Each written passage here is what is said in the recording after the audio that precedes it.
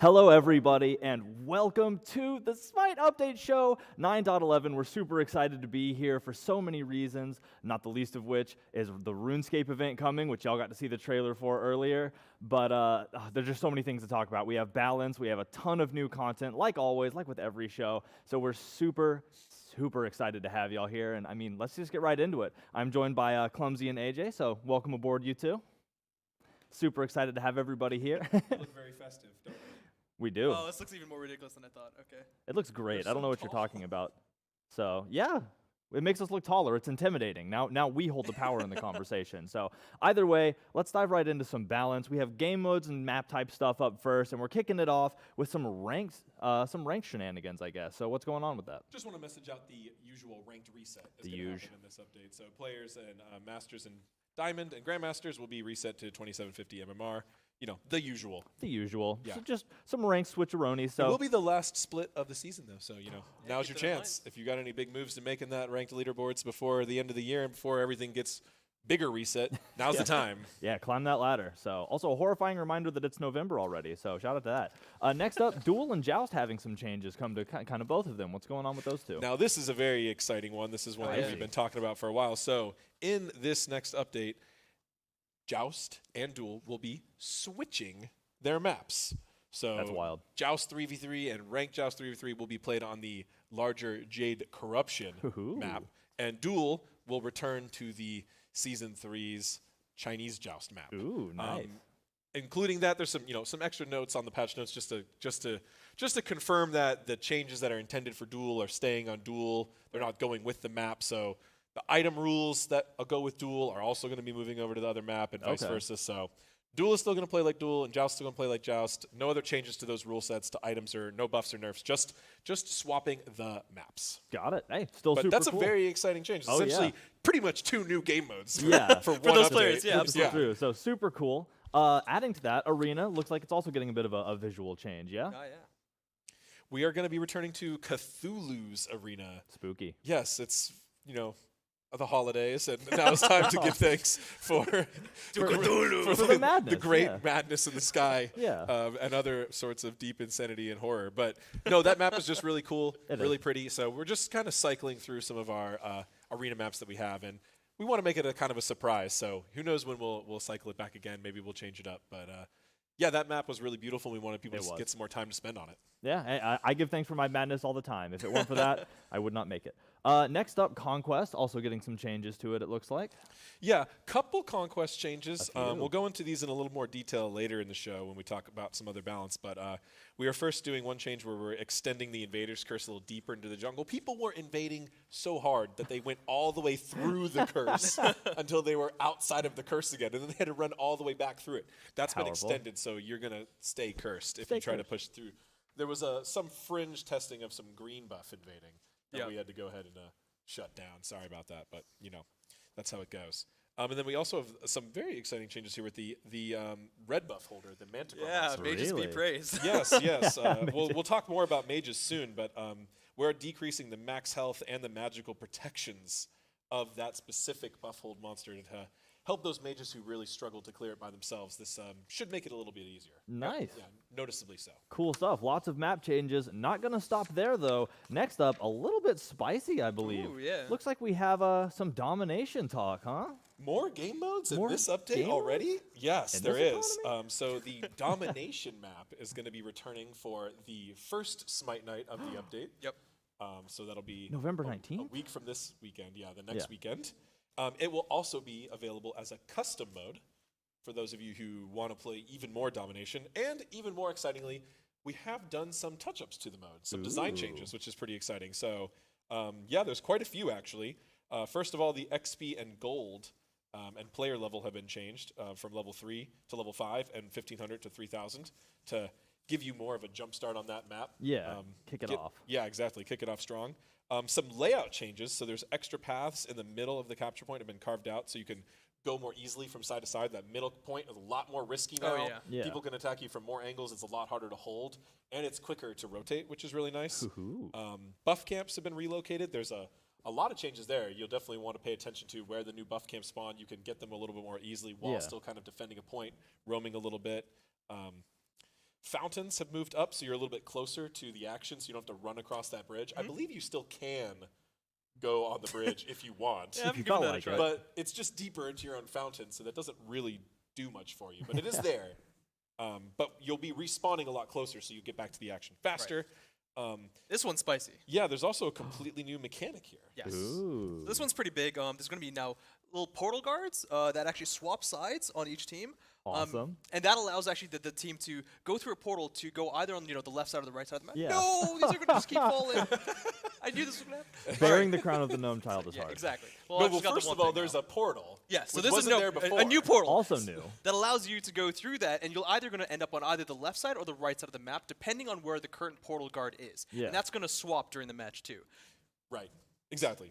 So the cool thing about this is that domination as a game mode, it was it's kind of chaotic. Everyone once you've played it enough, you kind of knew what was going on, where you needed to control the control points.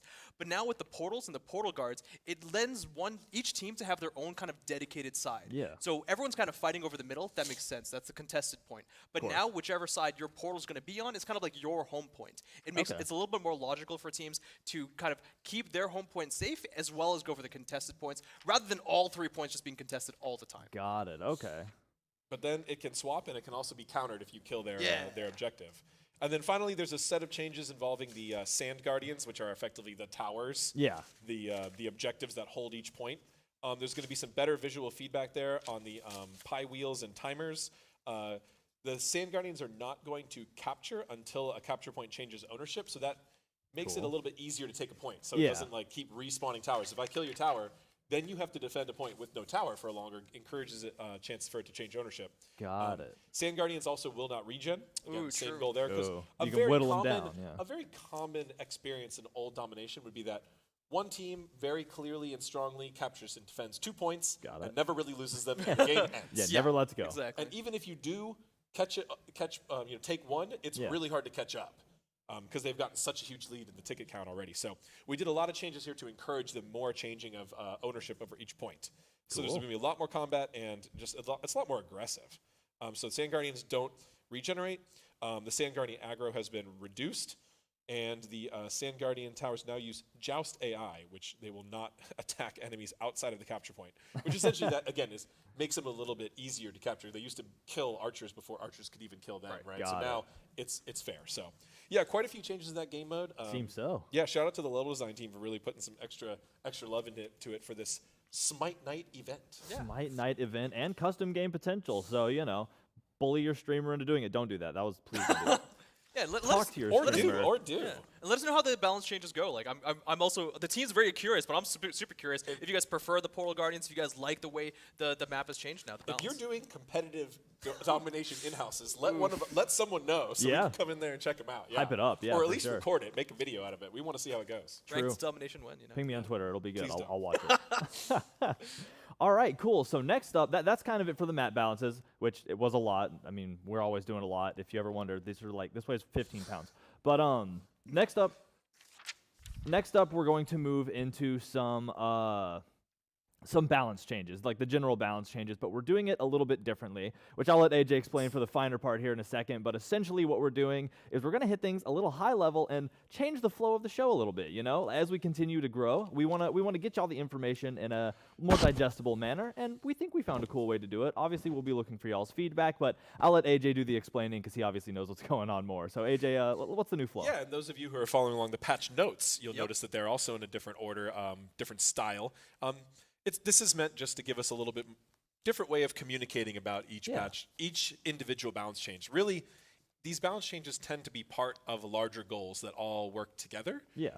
But we would write these little blurbs about each individual change, but they would end up feeling really repetitive sometimes, or like things would be all scattered around. So you would read a change about hunters, then you'd read like 7 other changes, then come back to another hunter change. Felt a little awkward. So really, we're not trying to say any more or any less. We're just trying to do it a little bit differently. So the patch notes are in a different order.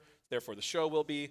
Please let us know how you feel about it, and we'll be happy to adjust. It's our first attempt at a big change like this, so there's going to be some iteration, there's going to be some adjustments. So the way we're going to do this today, instead of alphabetically or going from items or gods or whatever, is we're going to talk a specific balance goal, and then we're going to talk about all the changes that are in this update that fit that goal. Got it. Now, some changes will be mentioned in more than one place, and some goals even can contribute to other goals. Yeah. So, you know, just to show a little bit more of the complexity that goes into all of this thought, I think it also helps. But yeah, we're going to do that in just a moment. But before we jump right into that, I do have one more quick section just to comment on a little bit of the balance team reflecting on 9.5 and how things have changed since then, you know?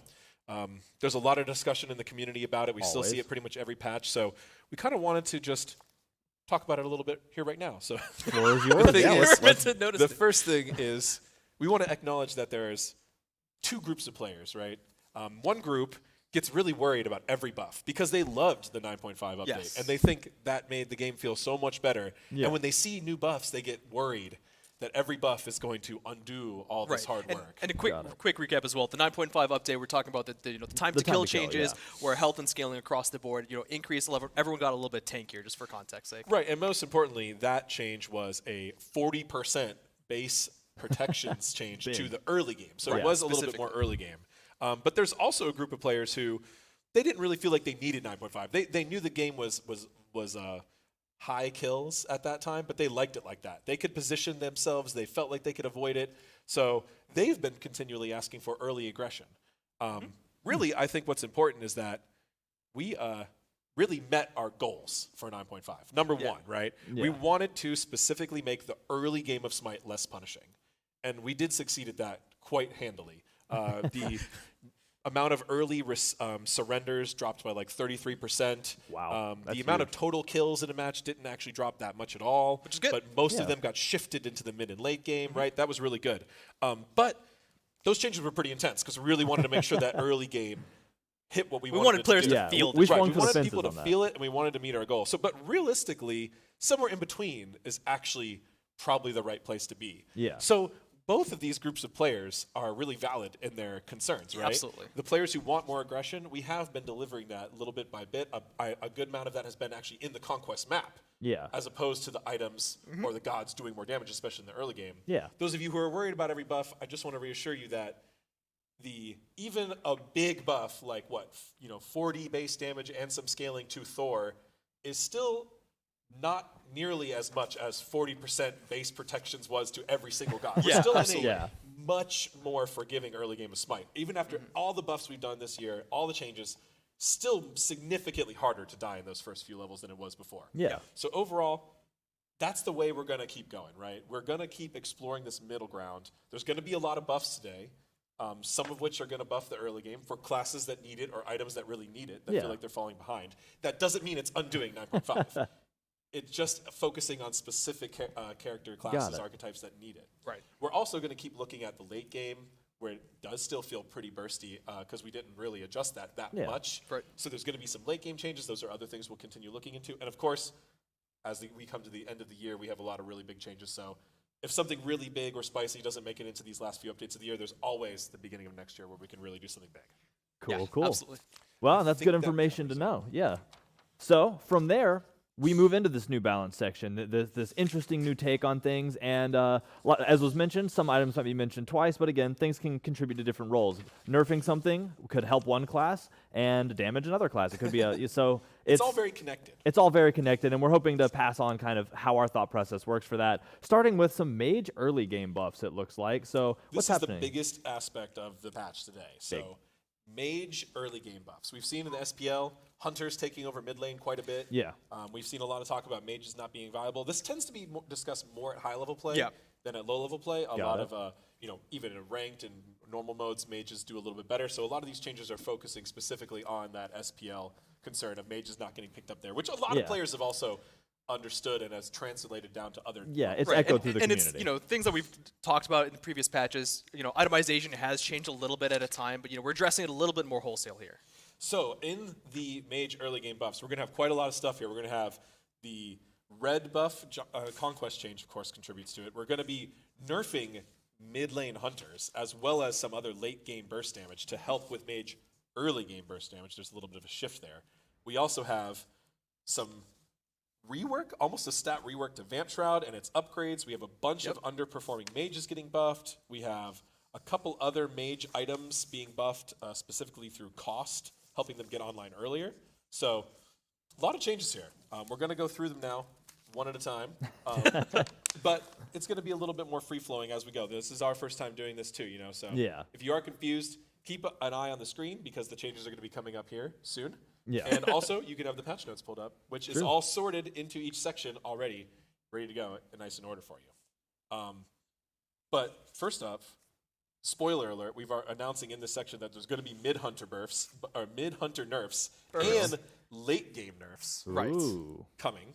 On the way. But first, we've got to talk about mages. So, Conquest, we talked about the red buff. That's probably a lot of people feel like that's going to be a big change to right. Yeah. Which mages is that are itself. viable just on its own. Yeah, and which is crazy. another reason why we were talking about the interconnectivity between all these changes, the hunter nerfs, and the mages being helped out by the manticore. We specifically are targeting not just their health, but their magical protections, right? Specifically, a mage-oriented change there. Got it. So then the first item change to go over now is the Bancroft's Claw nerf. Now we listed this one first because we're going nerfs and buffs and then items and gods in that order, but we're going to buff a whole bunch of mage stuff.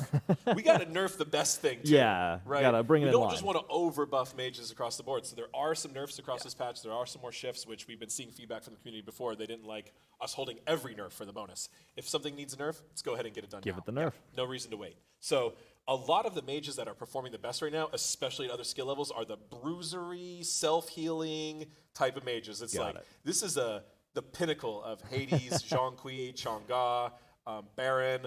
Those gods are absolutely annihilating. Yeah, they're shining. Most of the scene in ranked and normal mode.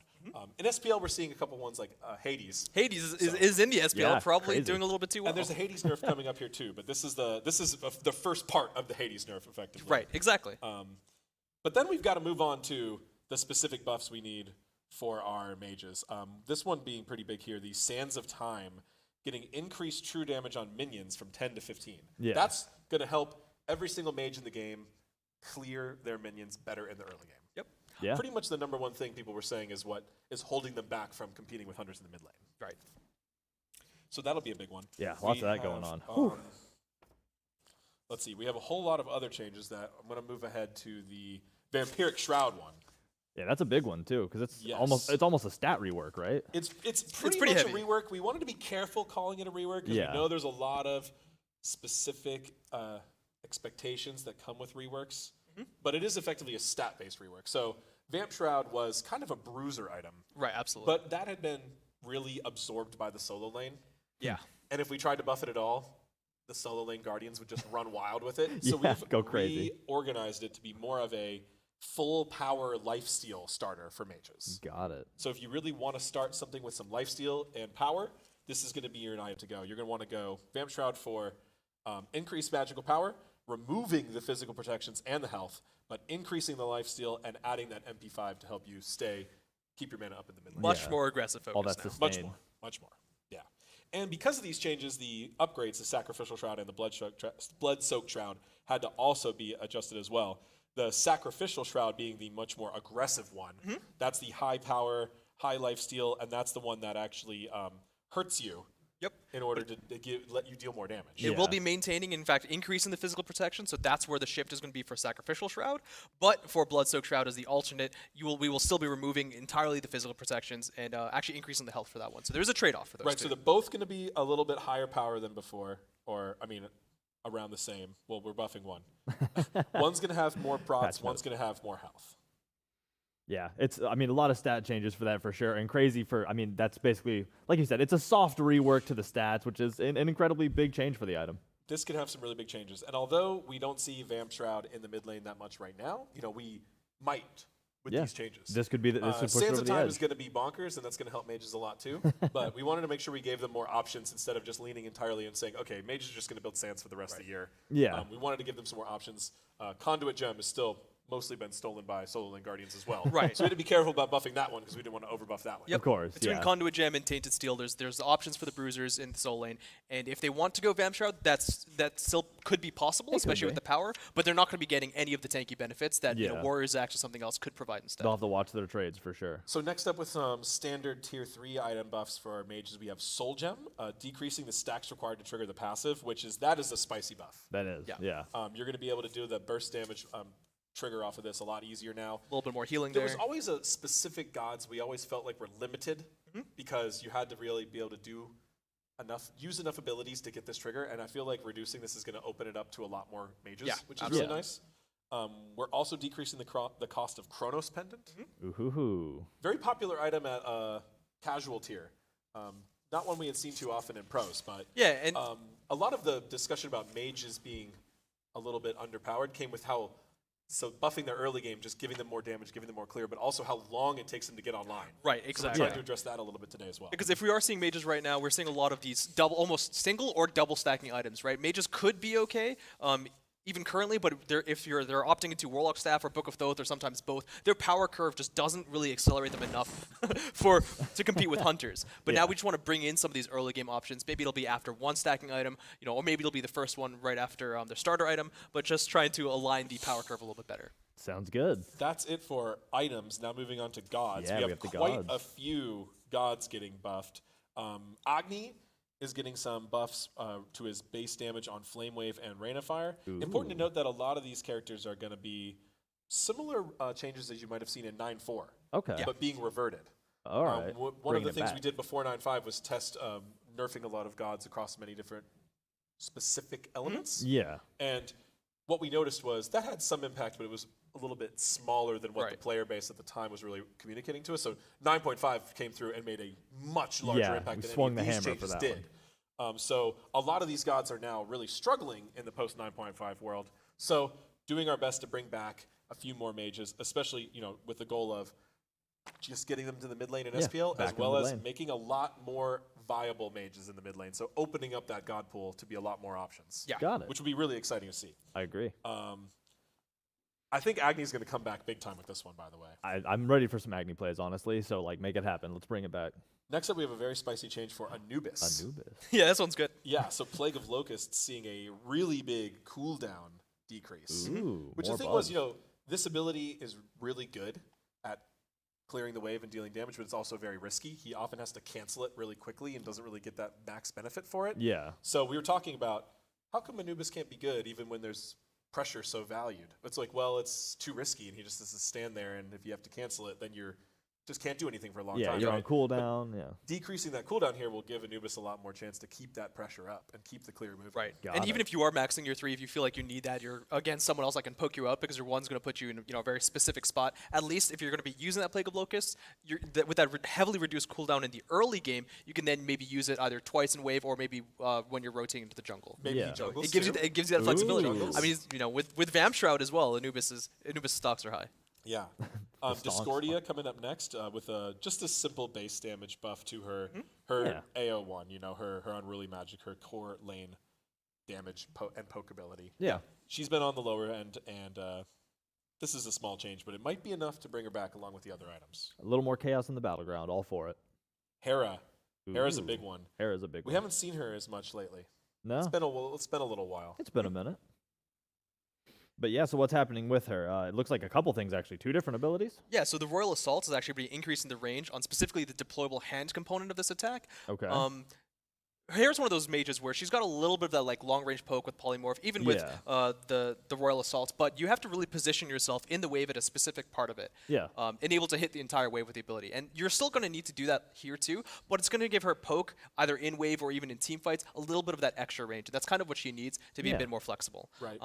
Divine Shroud as well is something that we saw previously kind of spike her in terms of how well she can do. Yeah. And we've had to nerf it since then. So here we're going to be increasing the base HP. It's not by a lot, and it's just a specifically little tweak. not at the early game. You gotta So rank it it's- up first. It's hitting the mid to Got late it. game where she's going to be a little bit more survivable, something that she kind of struggles with especially without Argus. Yeah, okay. That range, increased range on a core damage ability, that's a big buff. Yeah. That is, That'll yeah. be interesting. It's one of those things where it seems so simple when you think about it, but yeah, it really, that can help your positioning, that can help your farm, that can help your poke. It touches all aspects of the game, so that'll be really spicy to see in game for sure. Exactly. So, looks like next up on the list we have Nuwall also getting a buff. Her fog is a little more angry now.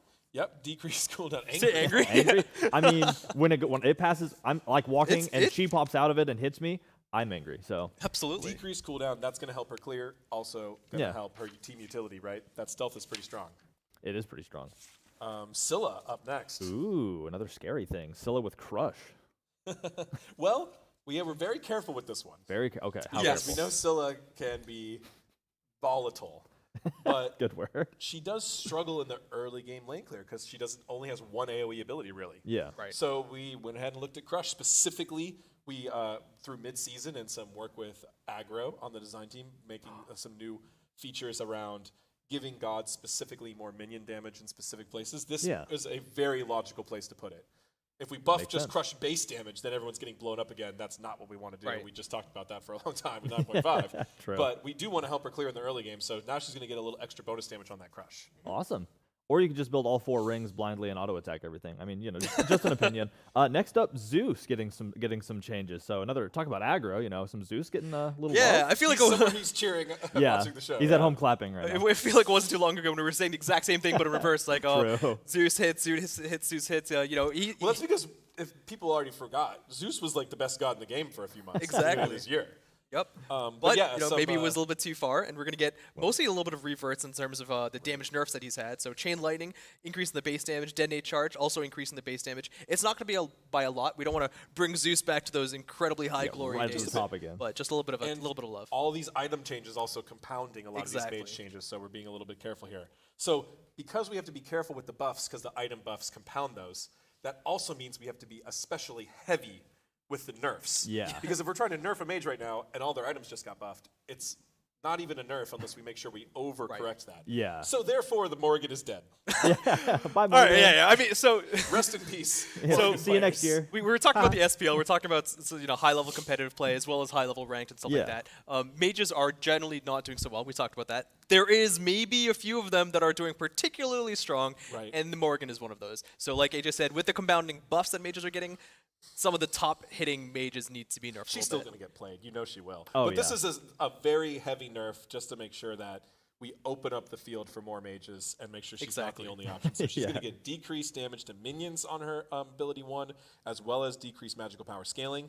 She's going to do decreased base damage to all targets. That's increased. That's the initial and bonus to gods and minions is going to be decreased on her ability 2, Dark Omen, her line attack, as well as her ultimate cooldown is going to be increased as it ranks down. Now that will that does have the cooldown clause where Yeah. the ability the target you turned into as a longer alt, it'll be set to that. But if you do, find some target where you can alt more as Morgan, we're still going to be slowing that down. too. Yeah, Because just that's at least a little bit, very yeah. powerful effect, obviously.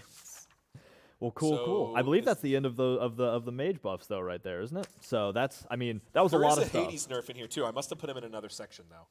Well, then I guess we'll get there to that. We'll have to find that later down. Again, there are so many things we have to go over. This is a really big update. Yeah. We really wanted to deliver.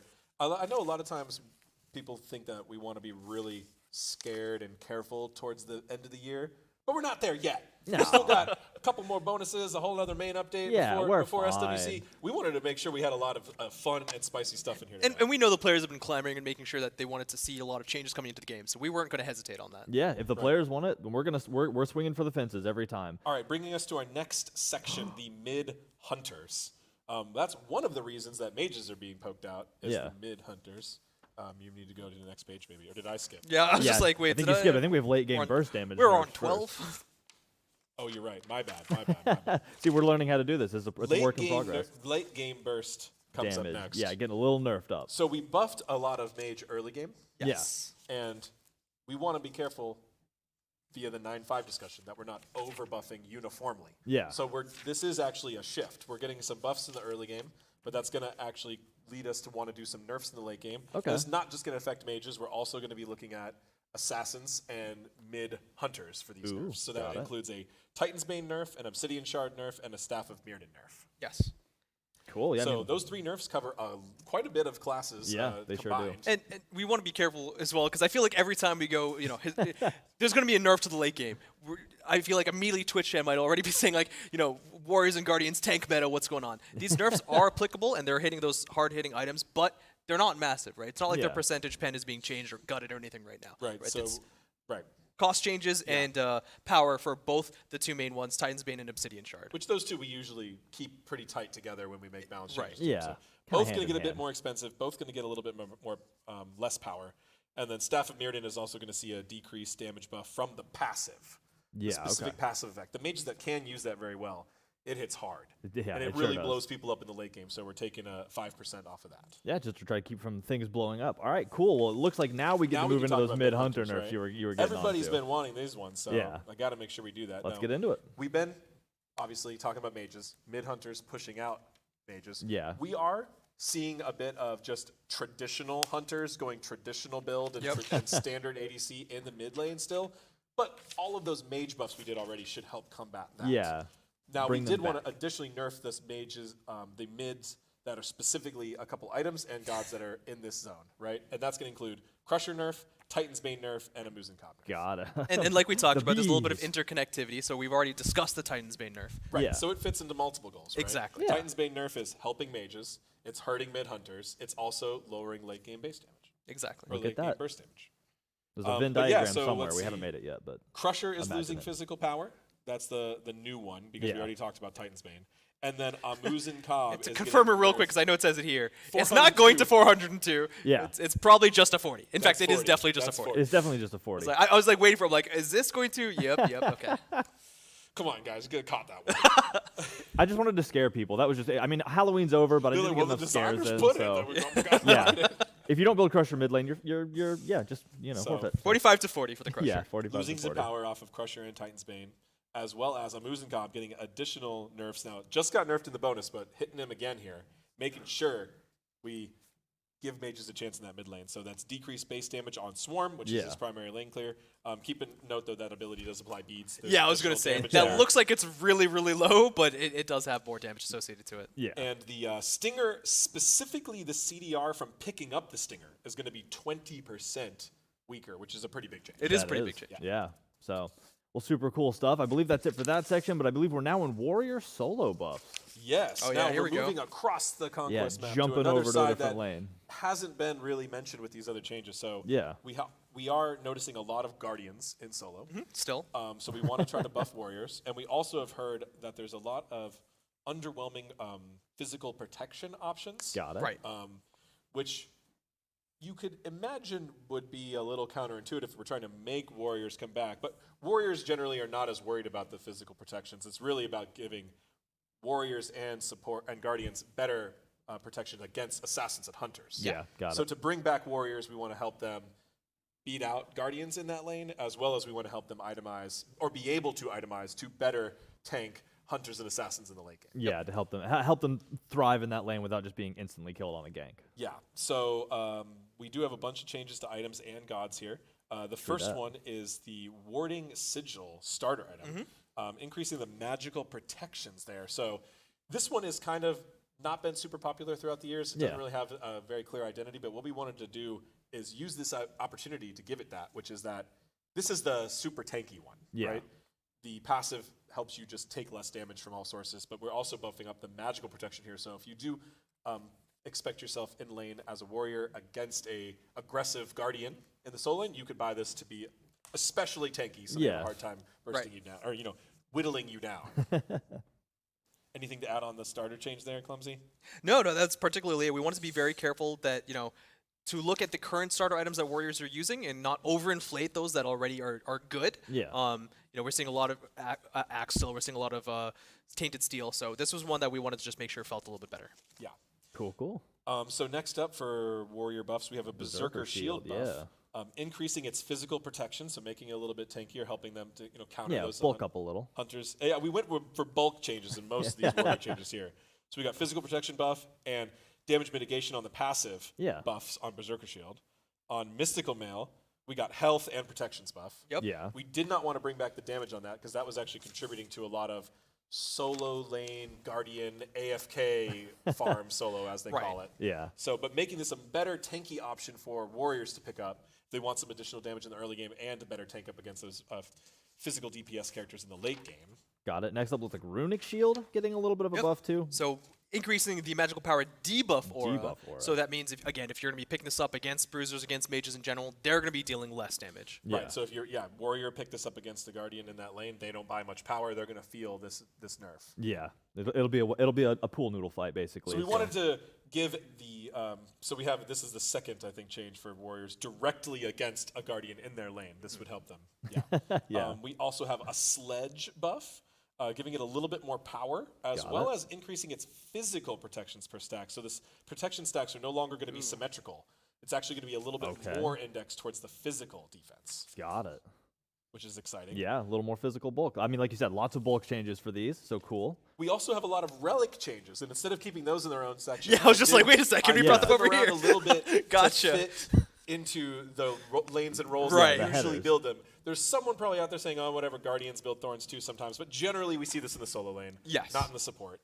So we do have the Thorns of Overgrowth and the Thorns of Sapping Strength. Got it. Specifically the upgrades. Both getting, the final upgrades, both getting buffs here as well today, increasing the reflect damage on Overgrowth and increasing the maximum damage you can reflect, and the Sapping Strength increasing the lifesteal debuff, so it makes it especially hard to lifesteal for you. Yeah. And increasing the max damage that it can reflect as well. So if you see mages or soul laners or guardians still there and they're going the new Vamp Shroud, maybe pick up the Sapping Strength as well to mitigate that lifesteal. Yeah, exactly. A little bit of counterplay built right into the balance. So super exciting. Looks like we're moving into the gods now. There he is. Hiding over here in the warrior solo area. All right. Well, Hades doesn't really come into play in the mid lane. Although we were talking mages, we were really talking mid lane, especially SPL level mid lane in the first section.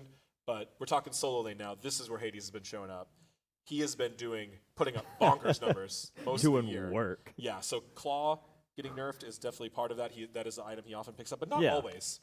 Sometimes he goes more tanky, especially SPL level solo lane. Pythax is back a little also bit. just wanted to straight up nerf him directly, so we're decreasing the detonate damage. So that damage is actually multiplicative depending on the number of targets hit. Yep, the blighted. So this is a pretty big nerf to his base, which is important to note. So that's the full tank solo lane, kind of SPL Hades getting nerfed here. If you're still playing him in the mid lane or building more power, this nerf's not going to be as heavy, but it's still a pretty big nerf. And it starts scaling back to its original, almost its original mount to the late. Yeah, actually slightly higher. Slightly higher. We focused really heavily on his early game clear. Yeah. Because he was just out clearing and bullying. Out clearing, This punishing. lane into the ground. And this might be a good time because Hades kind of transcends modes as well to address that. While a lot of the balance that we're doing is conquest high level focus, it is always going to have trickle effects, and very intentionally so for other game modes and other players' point of view. So Hades is one that not only has done very well in with Bancroft's Claw and in SPL, but he's also transcended. He continues to be very strong in arena and other game modes. So we want to make sure we particularly hit in all cases. I mean, I might be crazy, but I don't think we have to explain to them how good Hades is anymore. Like, there was a long time where we have to be like, trust us, he's not bad.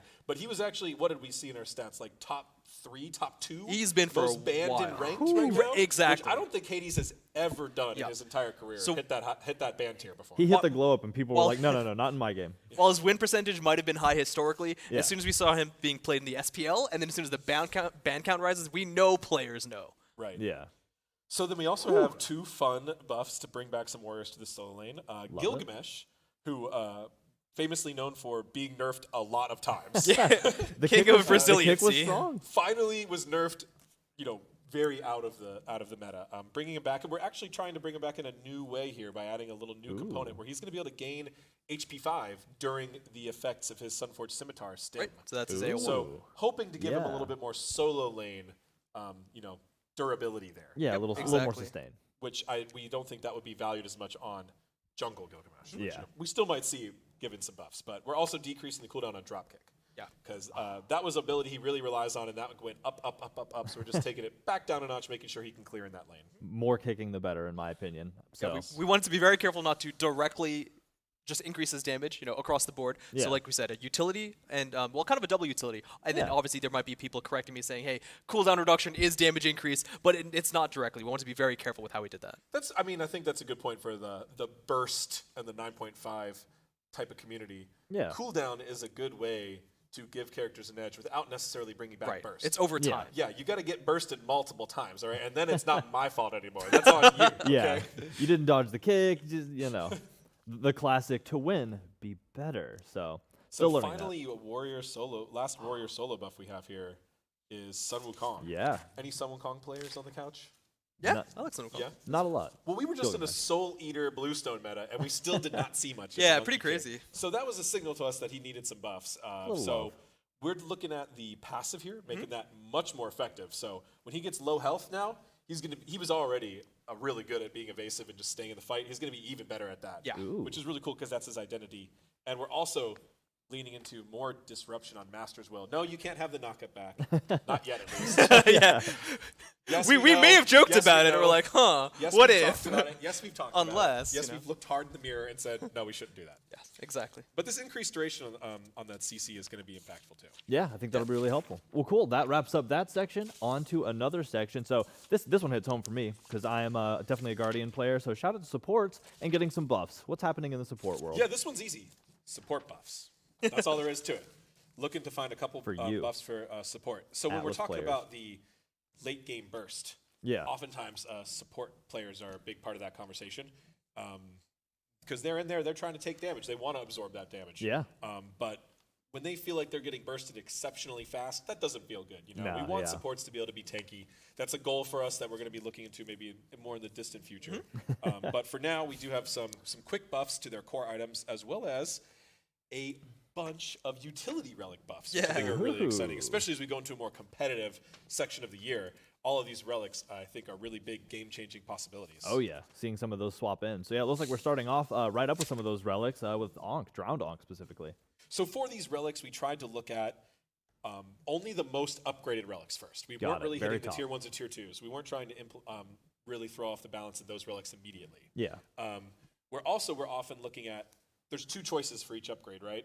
We're looking at which one of these is generally less preferred. Yeah. Sometimes, in some cases, like in Thorns, we did buff both. Yeah. But for some of these, there's one that was already very preferred, so we generally avoided that one and buffed the other one to help increase the amount of chances that there's more of a choice Yeah, there. bring that balance. So traditional Ankh already doing pretty well. Drowned Ankh, on the other hand, was being held back quite a bit, generally by the lower healing debuff, so bringing that up to match. Okay, cool. Bracer of Illumination, similar situation. Shiny bracelet. Yeah.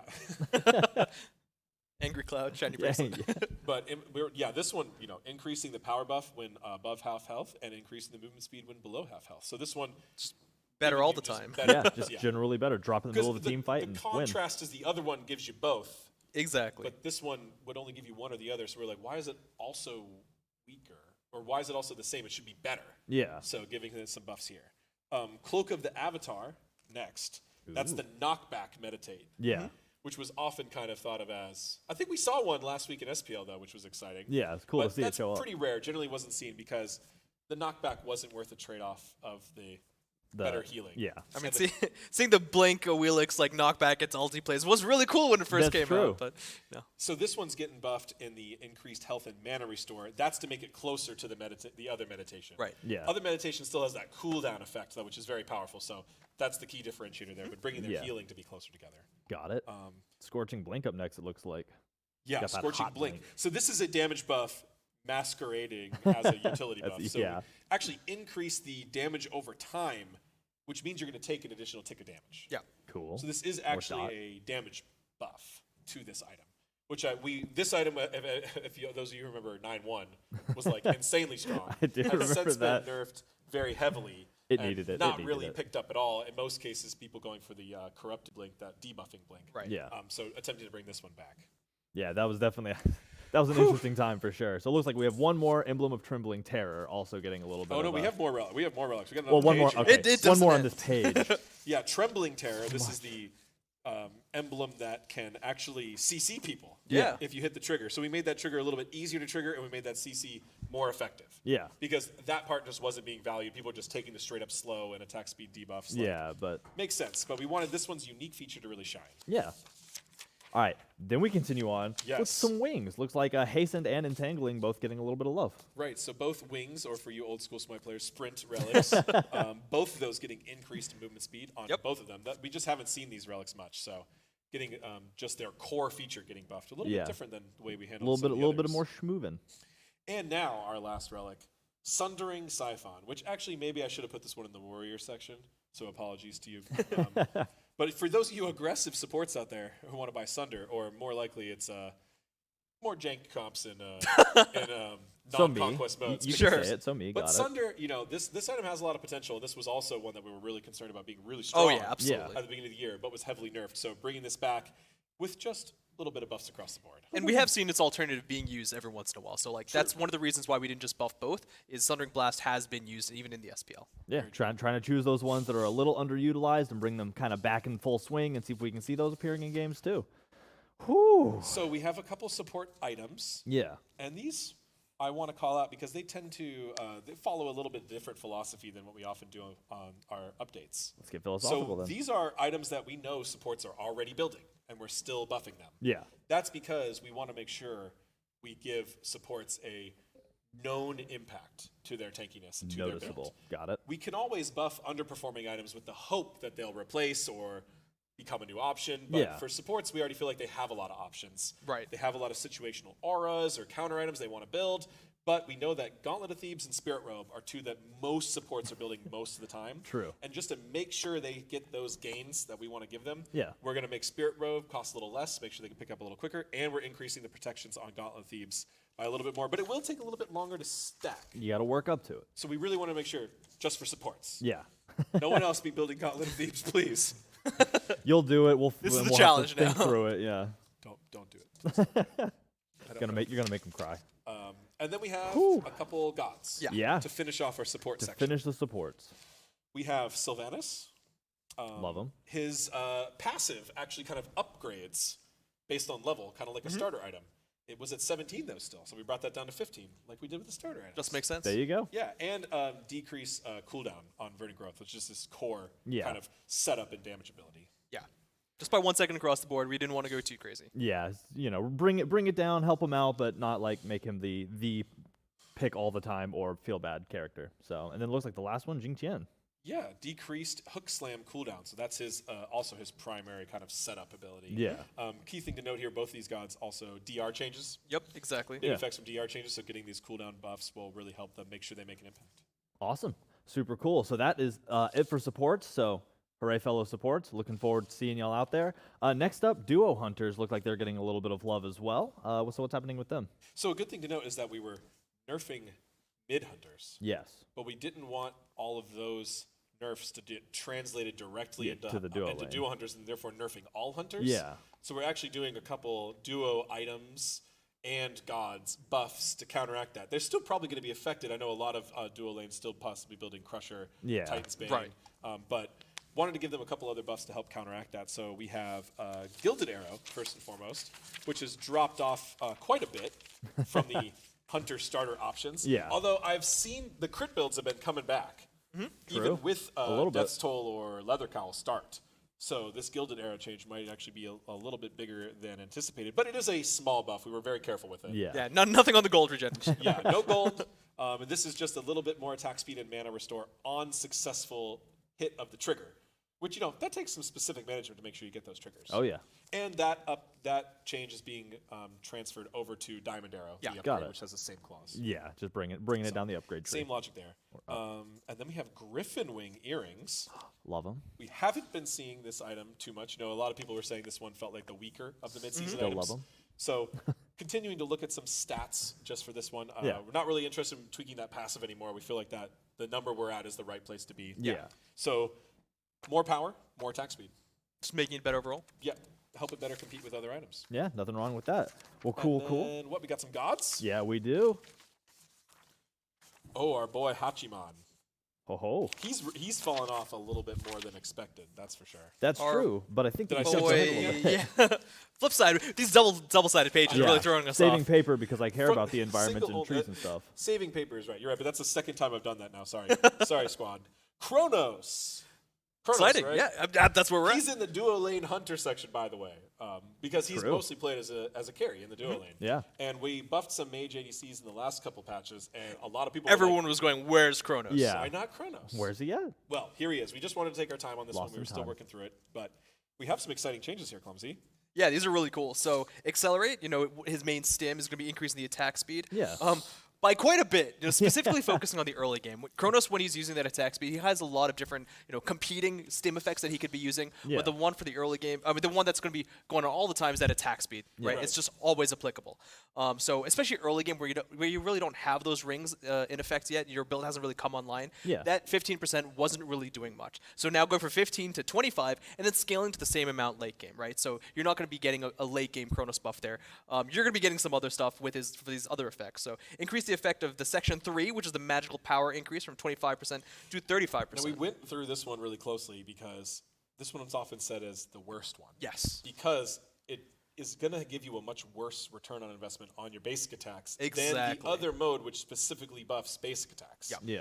But if you wanted to use this one for ability Kronos, if you're building a little bit more mage Kronos, this one is going to be, that's a 10%, that's a significant increase. It is That a good chunk. Big buff. It's still not going to be enough to ever outpace the basic attack one for your basic attacks. Right. But it is going to improve your basic attacks more than it would before. This one still does affect them. And it'll Yeah. be hitting your abilities and it's as gonna well. make your abilities hit a lot harder. So, I mean, we were diagnosing which of those sections were the ones that felt the weakest. This one was just very obvious. You want the health regen when you're kind of low. You want that the mana regen mana, when you're so also the health out of the of mana. person. Yeah, Right. the mana regen when you just want to like clear wave and you're especially for the Yeah. early to mid game.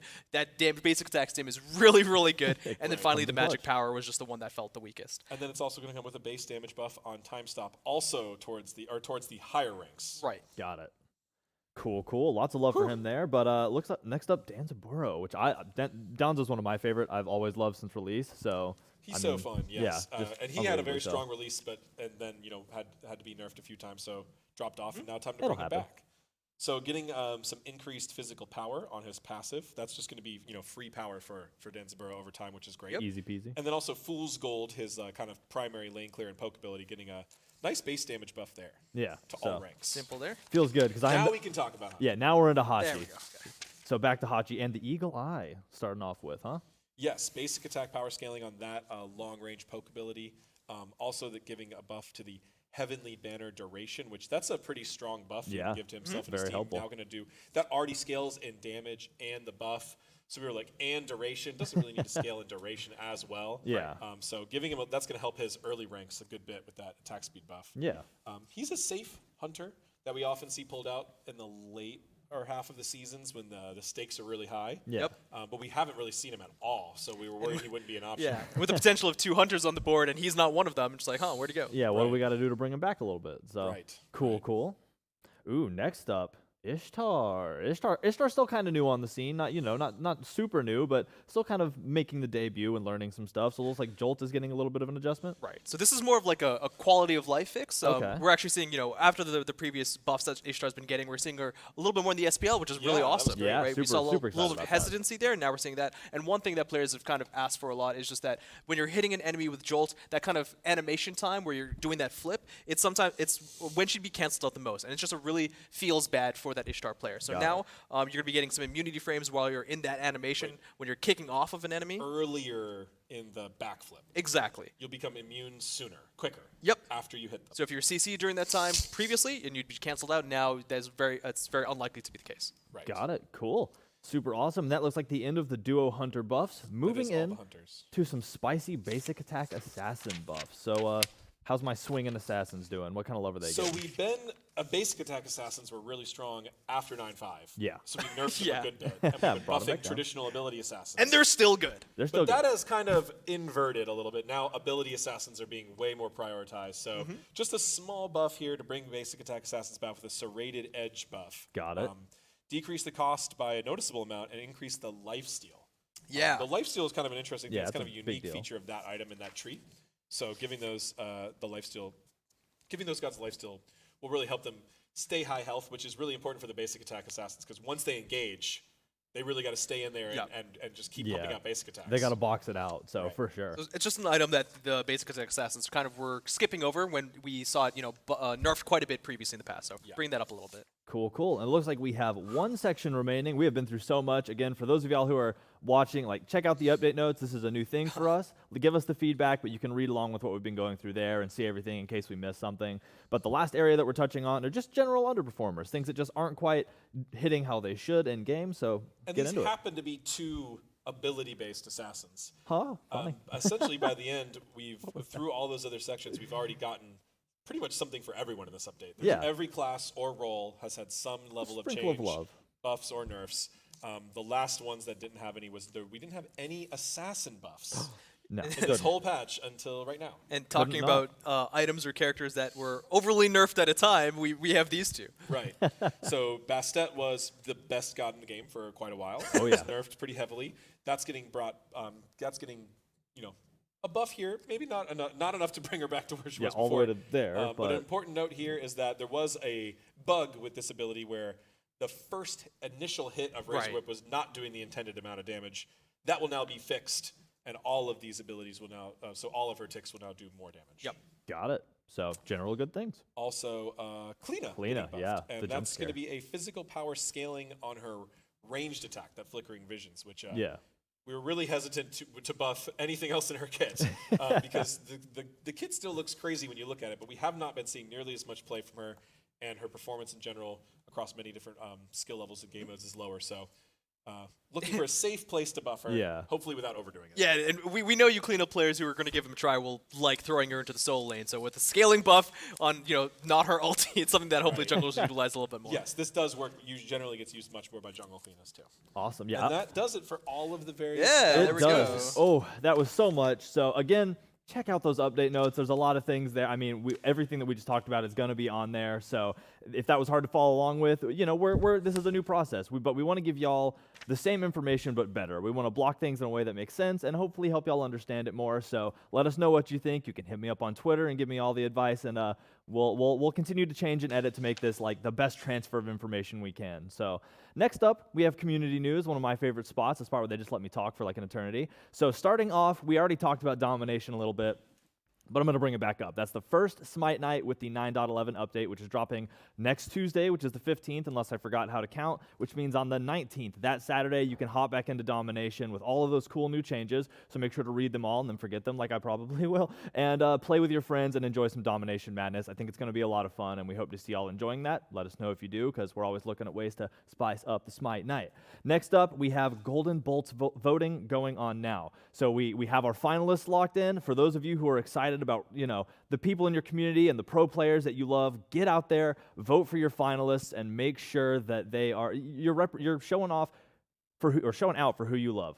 I can't talk because I'm too excited. So get out there and vote. Voting is still going on, but it's not going to last forever. And if you want somebody to win, best way to do it is to go vote for them. So make sure you do that. Last, but most certainly not least, if you are still waiting to get into the closed alpha for DKO, that's Divine Knockout, you can do it through Steam now, and it might get you in there just a little quicker. So make sure to jump on over to the Steam page for DKO, and on that Steam page, you can click the Request Access button, which is located under the Join the Divine Knockout PTS, so that you can get into that game and start enjoying it right away. So again, Steam, Divine Knockout, check it out. It's going to be super cool. I mean, I've been playing in that a little bit as well. It's incredibly fun, and if you haven't tried it, I think you'll love it as well. So that kind of wraps the general community news. Now we're moving into the skin section a little bit, and I'm actually joined by a new person on the couch. We have Lermy. How you doing, Lermy? Hello, it's so exciting to be here, and I am so excited to go through these skins with the RuneScape skins and so many other cool ones too. So I can't wait. These are awesome. It's going to be incredible, but we still have a little bit to get through before we get there. So just hold on. A lot of cool stuff between here and there, though, because come on, we don't do lame stuff. It's only cool, and then sometimes like really cool. So starting off, digital loot pack coming out, and also some SPL chat though. We are in the road to Worlds. Phase 3 is like happening. We're working our way there. So November 30th, December 4th. Make sure you're watching those games. They're going to be hype. And we're building up to Worlds. January is right around the corner, which is horrifying to say. I was going to say, so much stuff to do. It really is. Yeah, there's going to be just an unmeasurable amount of awesome between here and there. And that, for SPL, that's starting at the end of this month. So really keep your eye on that because the road to Worlds is on the way. And to tie into that, we have the digital loot pack. So this is one of the things we release every year. That's one of those, like, internally people are always like this is value. We try to cram all the cool stuff we can into this digital loot pack. And I think we've done it again this year. I mean, there's obviously all kinds of stuff, like there's cosmetics, there's a bunch of other stuff, but the coolest is the skins, in my opinion. I'm just a skin lover. It's one of my favorite things to talk about on the show. And to represent the SPL, we have a new Gilgamesh skin. Yeah. The Atlantis Leviathan's Gilgamesh. So let's check that out. Oh my That's sick. goodness! I believe Absolutely this incredible. card art got teased as well during the invitational. did. So Oh, nice. I mean, here it is. We finally got him in the game, and Yeah. he looks great. He does. I mean, to celebrate our world champions, we wanted to get this going, and it's just an incredible skin. That's awesome. So, you know, this is one of those things where with our teams, with the new team branding and everything, this is one of the first skins we're getting to release under that branding. And we were super excited to have the Atlantis Leviathans chip in their inspirations and their desires as we were working through this and create a product that just looks incredible and represents the team's dominant presence on the battleground really well. So let's hear a voice line. The tides are turning. It's finally time for the Leviathan to make some waves. Nice. I have been summoned from the depths of Atlantis to restore peace to this realm. With the Leviathan on my side, we cannot lose. At last, the Leviathan has awoken. So a couple voice lines for y'all there. There we go. All super cool. And because we always support our communities and our SPL teams, we figured we had to go in game for this one and really show off just how cool this is for our world champion. So let's go in game and check it out. Wow, look at that. That skin is so Oh my awesome. gosh. Oh, there you go. I was like, are we Look gonna at show off the those logo? Oh, so incredible. Oh, damn! Wow, look at that. That's awesome. Oh my gosh. Talk about repping the team. Yeah, People- you really will be. People are gonna know who you're a fan of if you throw this skin out there. That is so. I mean, even just the colors, that blue and yellow looks so good in game. Yeah, and I the love that. logos too, they're just awesome logos, right? So to see them rep like that in the game, and even when you pop the one, that's so cool. Yeah, that's swag right there, no doubt. So again, shout out to the Atlantis Leviathans. Shout out to the this new Gilgamesh skin, and oh man, it just gets you hyped for Worlds. So the next skin in the digital loot pack is Shining Dragon Wukong, actually. So There he is. getting some Wukong colors sweet. out there. Look at how nice that looks too. It looks so good. This card art too, he looks mad. Yeah, I was just Yeah. thinking that. It's incredible. And one thing I always love about seeing Wukong show. Oh, Oh, my god. Oh my god, the ring. Yeah, I love his back piece. Yeah, the back Oh. ornament. I was about to say it is Yo. always incredible. That is amazing. I love the like pearlescent finishes too. Those are so sick. He looks really regal, which I mean, Yeah. fitting for an emperor, Oh, right? of course. So, and that gold accents it so well. So, an absolutely beautiful skin. Another super awesome thing. So, next up, we have another skin in the digital loot pack, and that is a Yamoja skin, Midnight Waters Yamoja. So, another super awesome Oh, skin. Look snap. at her. Let's go. She's Yeah. looking nice. I mean, spotlight on her for obvious reasons. She is the center of the party. So, I love that like masquerade theme too. Yeah, where is she going? She's going to a party or something? It looks like if I have to build a story here, which I'm going to because I love that, it looks like that's her mansion, and she's like the host of the party, finally arriving fashionably late down the stairs. Like everybody's been there sipping tea and eating finger sandwiches, and then she rolled up like, oh, hey, what's up? So, super cool skin, super excited about it. Ooh, there it is too. Ooh. I love those like, I don't know, I guess the crystal lanterns. I don't really know what to call them floating behind her, but it looks really good. And again, huge fan of the masquerade theme. Yeah, that is such a nice look for her. I love it. Absolutely so good. So yeah, let's listen to a voice line. I will bless this world with life-giving waters. It is in dire need of restoration. This battlefield is filled with filth and corruption. I have come to wash it all away. Yemoja. Super, super awesome. Absolutely love this skin. And again, a part of the digital loot pack, but that's not all. There is one more in the digital loot pack, and this one is another one I'm super excited about. And unless I'm incorrect, should be a first skin. So I could be wrong because Yeah, I'm like, It I'm is. looking in here. I'm like, think I it didn't, is. I didn't know this was coming. So like, I'm really excited to see what this is. so let's check Pure it out. surprise for me. Dragon Lord Lancelot. Oh, sweet. Look at All armored Lancelot up. Hey, yo. with the dragon horse. I guess not horse, but I the guess- dragon mount. He's a dragon now. That's That's so sick. incredible. I absolutely love it. The horns and everything, and like that blue coloring on the mount. Oh my gosh. Lancelot's one of those characters that came out, and I immediately was like, oh my gosh, I can just ride my horse around everywhere all the time. Like, why would I play anything else? So super cool, super excited about this one. Another addition to the that digital loot pack. And again, it's just an incredible skin, and you know, a hard one to make too, because Lancelot's horse that's a complex mechanic. There's a lot of sweet. animation. So Look at that lance. oh, that looks beautiful. That is some nice armor. Oh my gosh, look at the It horns. is. Yeah, I love the shield there too. That looks awesome. Dude. Yeah. The blue accents are absolutely incredible. And yeah, that lance, like the four-bladed kind of lance style is just, I can't get over it.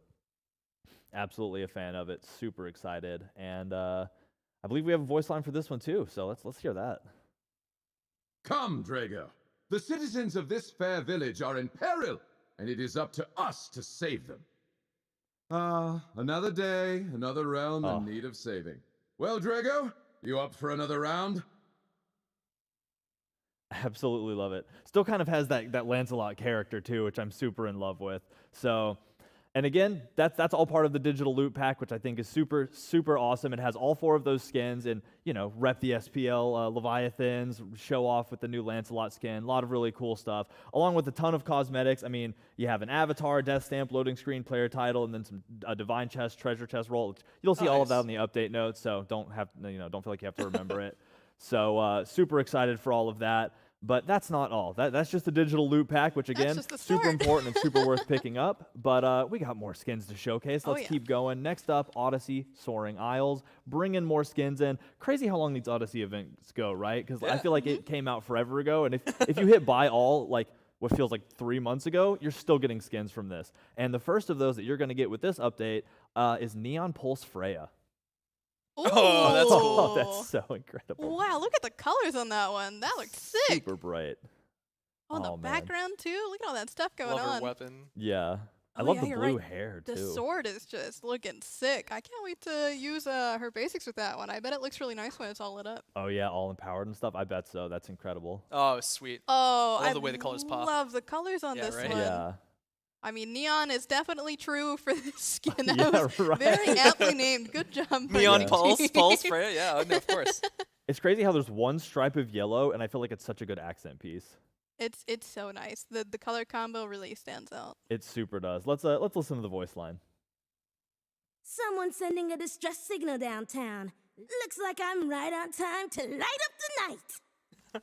Another day, another baddie in need of getting their butt kicked. Let's make this quick. Neon Strike.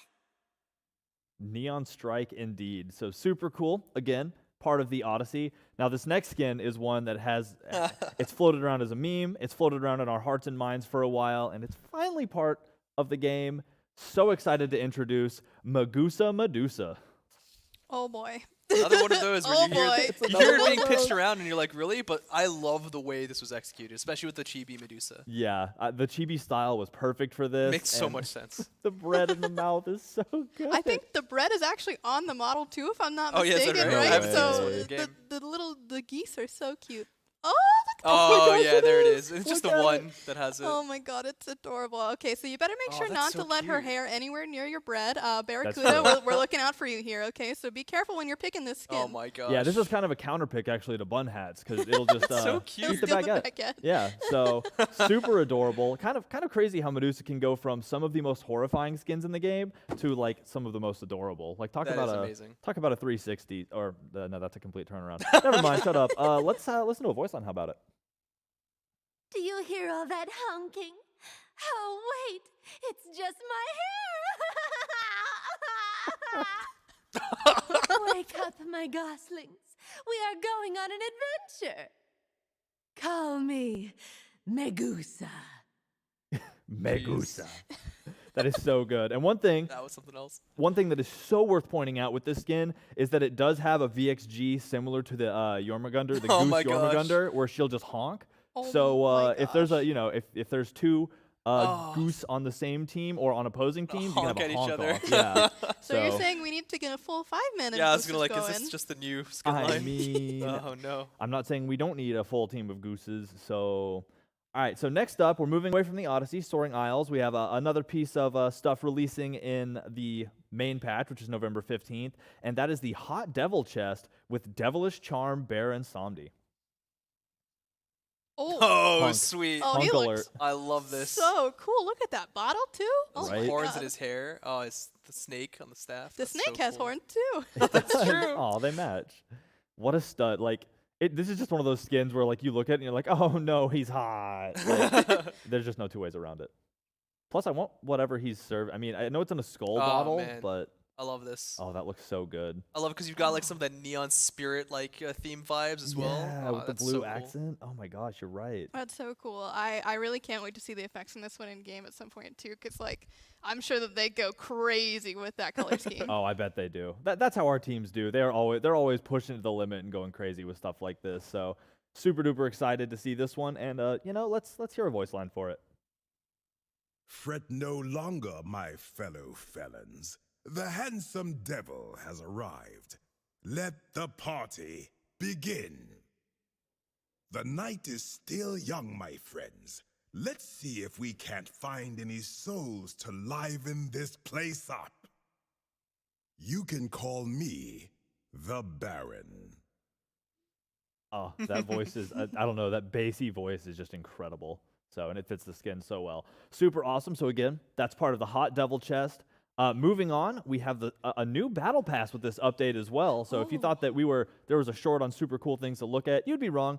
And we're diving into that battle pass now. The Cyber Tokyo battle pass with Tokyo Night Ares. Oh, That's so cool. I love the projection off the shield too. That's incredible. yeah. There's a lot of different ways that we could have gone with this skin, but I love this direction of the orange and the blue. Like those two contrasting colors really make the armor pop. And like you said, especially with those kanji that are on the shield, it's looking great. Yeah, I couldn't agree more. Plus the mask, it's such a badass. yeah, it's such a class like a classic style. Oh my gosh, look at it. Nice. Oh, the kanji it like flickers. That's so incredible. He has some on his back as well. Look at Oh, that. he does. That's so cool. Oh man, and I love too how, like you can see like especially on his legs there. At least that's where I'm seeing it. Like the pattern on his armor too. Like the Right. I don't know what to call it other than that. It looks really cool. It adds a good texture to the metal. This is sick. Yeah, he's so detailed. I love all the little touches that were done to the shield, especially just making that look as cool and as techy as possible. Yeah, and it looks like the sword is like kind of see-through too, which is super duper cool. So let's hear the voice line for this. Version 8.0 is approved for testing. If it succeeds, Tokyo and all of the world will crumble beneath my technological empire. These people follow no path. They have no leader. I will step forward and guide these hollow shells to a state of true humanity. Ares, leader of the new world.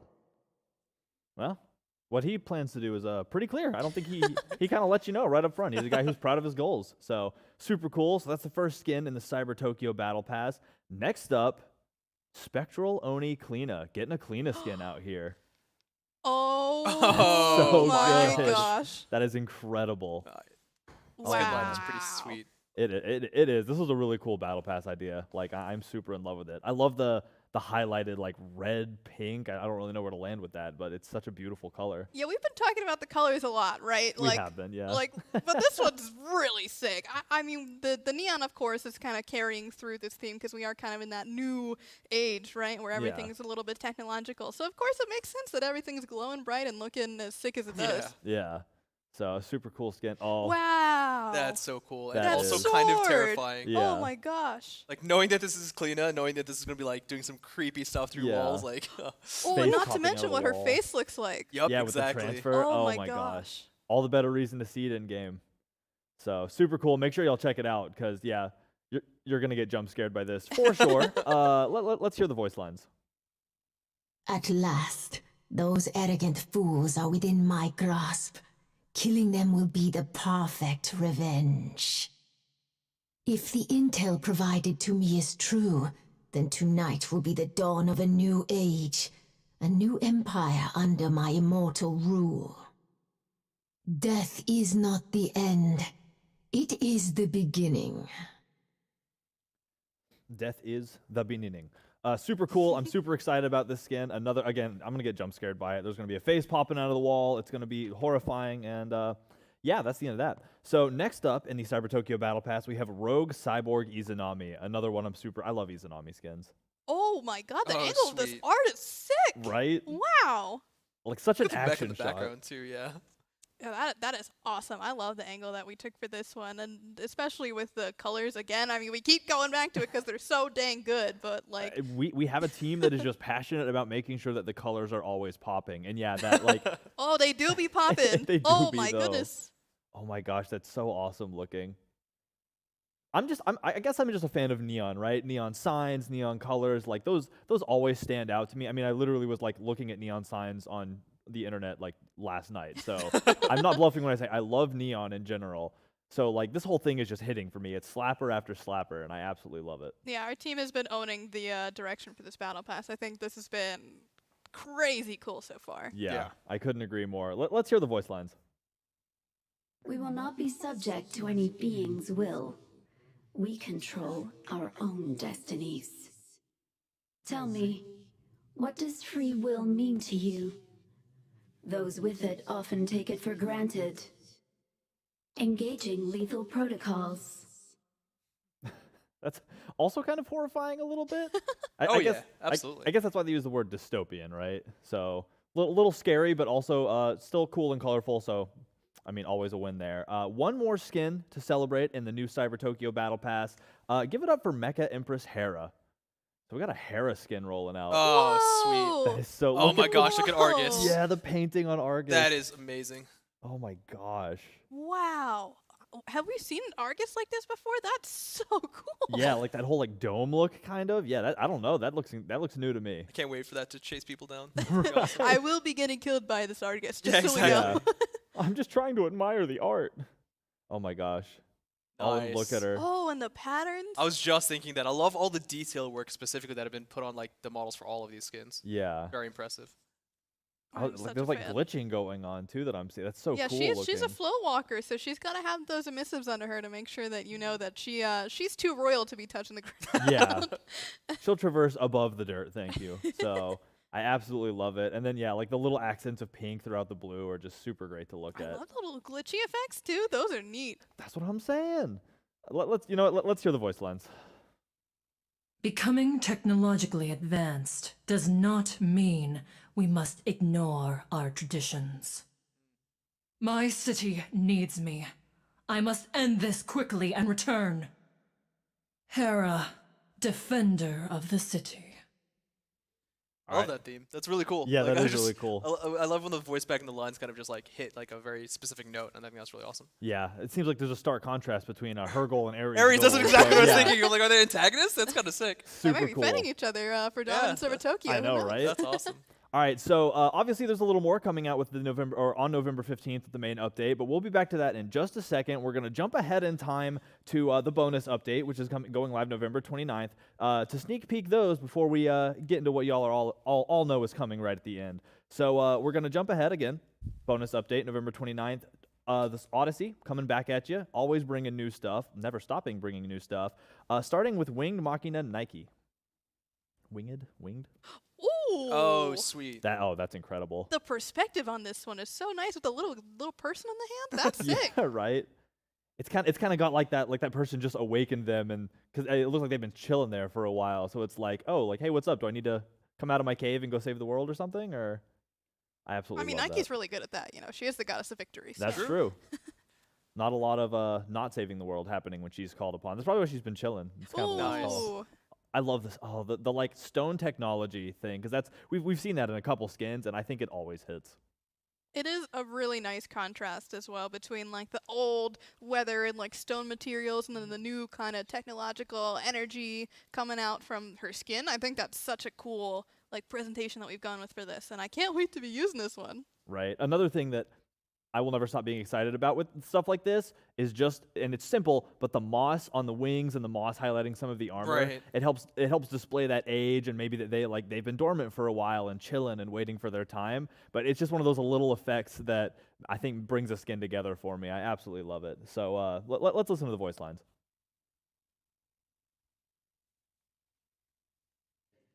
My creators are no more, but my task remains.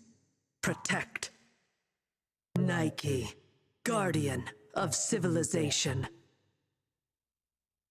Nike doing is Nike do, and being a guardian, a victorious guardian at that. Well, I guess not really a guardian, but doesn't matter. Cool voice lines, cool skin, and the moss. I'm still just staring at it. Like, I know it's such a simple thing, but I don't know. Maybe I like moss.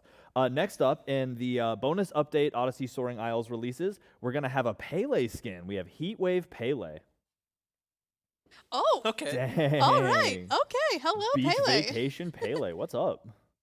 Yeah, Having she a looks gr- like she's having a great time. I wonder what she's got in that glass there. I'd like to see, maybe one for myself. I'm down. I want the coconut being passed over. They just got a whole coconut drink being handed down. Like, that's a winning vacation right there. And appropriate, too, if you're living in the state of Georgia and it was like 80 this week for whatever reason. Yeah, right? So, Who wouldn't go for a nice cool beverage right now? right? I'm super feeling it. So, man, like, just this skin kind of has that, like, living your best life vibe to it, you know?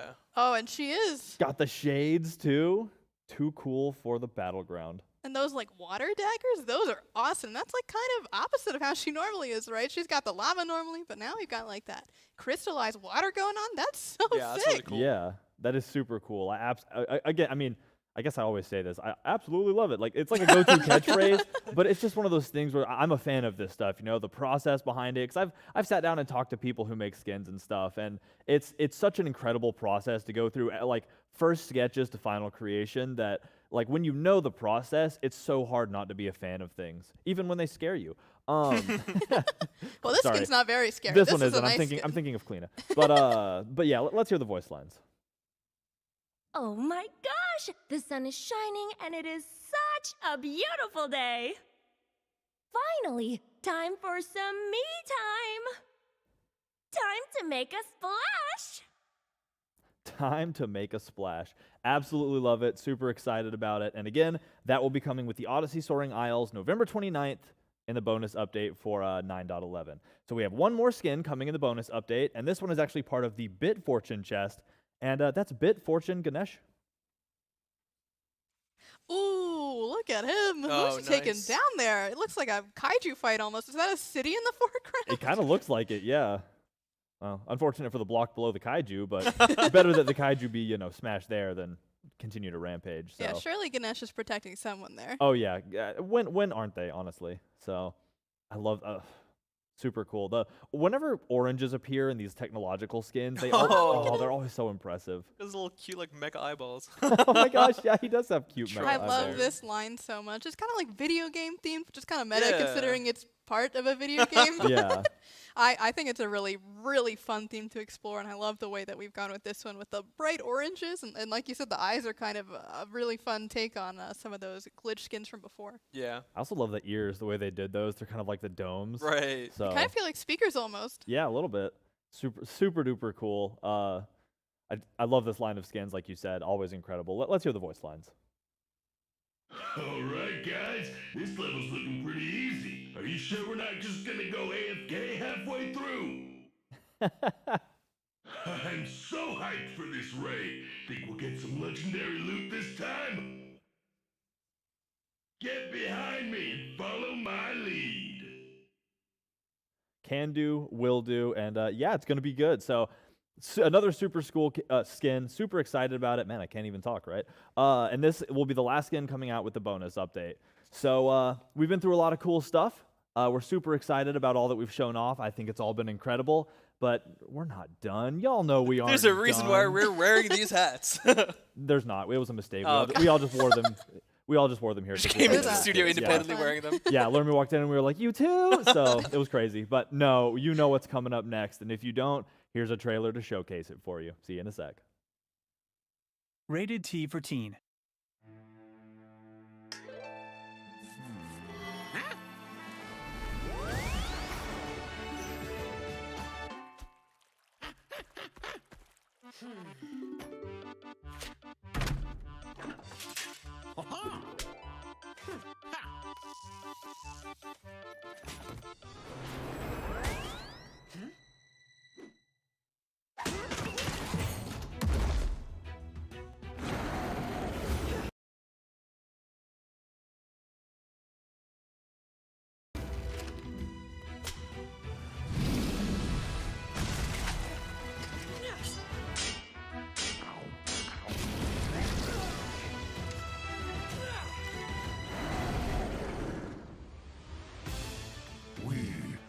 King of Dragons.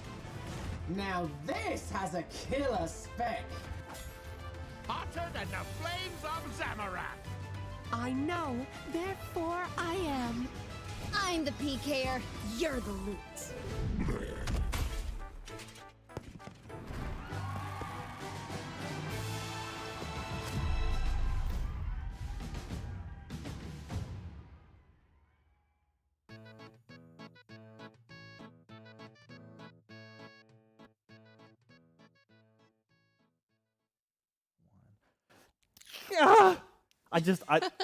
I'm at a loss for words, which is rare for me. It's just, we've been holding on to this forever. This has been like a lot of our crossovers, like everything we do. You know, it happens early. We work on it for a long time, and we dump passion into it. And this has definitely been one that I know that all of us on the set here have been really involved in and really sharing opinions in. I mean, sitting in on meetings talking about what do we want in game, how should it look, working with the people from Jagex who have all been incredible. I've not had a bad conversation with anybody from their team, so we've just been looking forward to this for so long, and the fact that we get to sit here and talk about it now is blowing my mind. So I have like a 15-year-old account that I like brushed off and was going through, because you know I made a new account on Old School recently, and I could talk forever. We're gonna move on and talk about stuff. You don't want to hear these stories.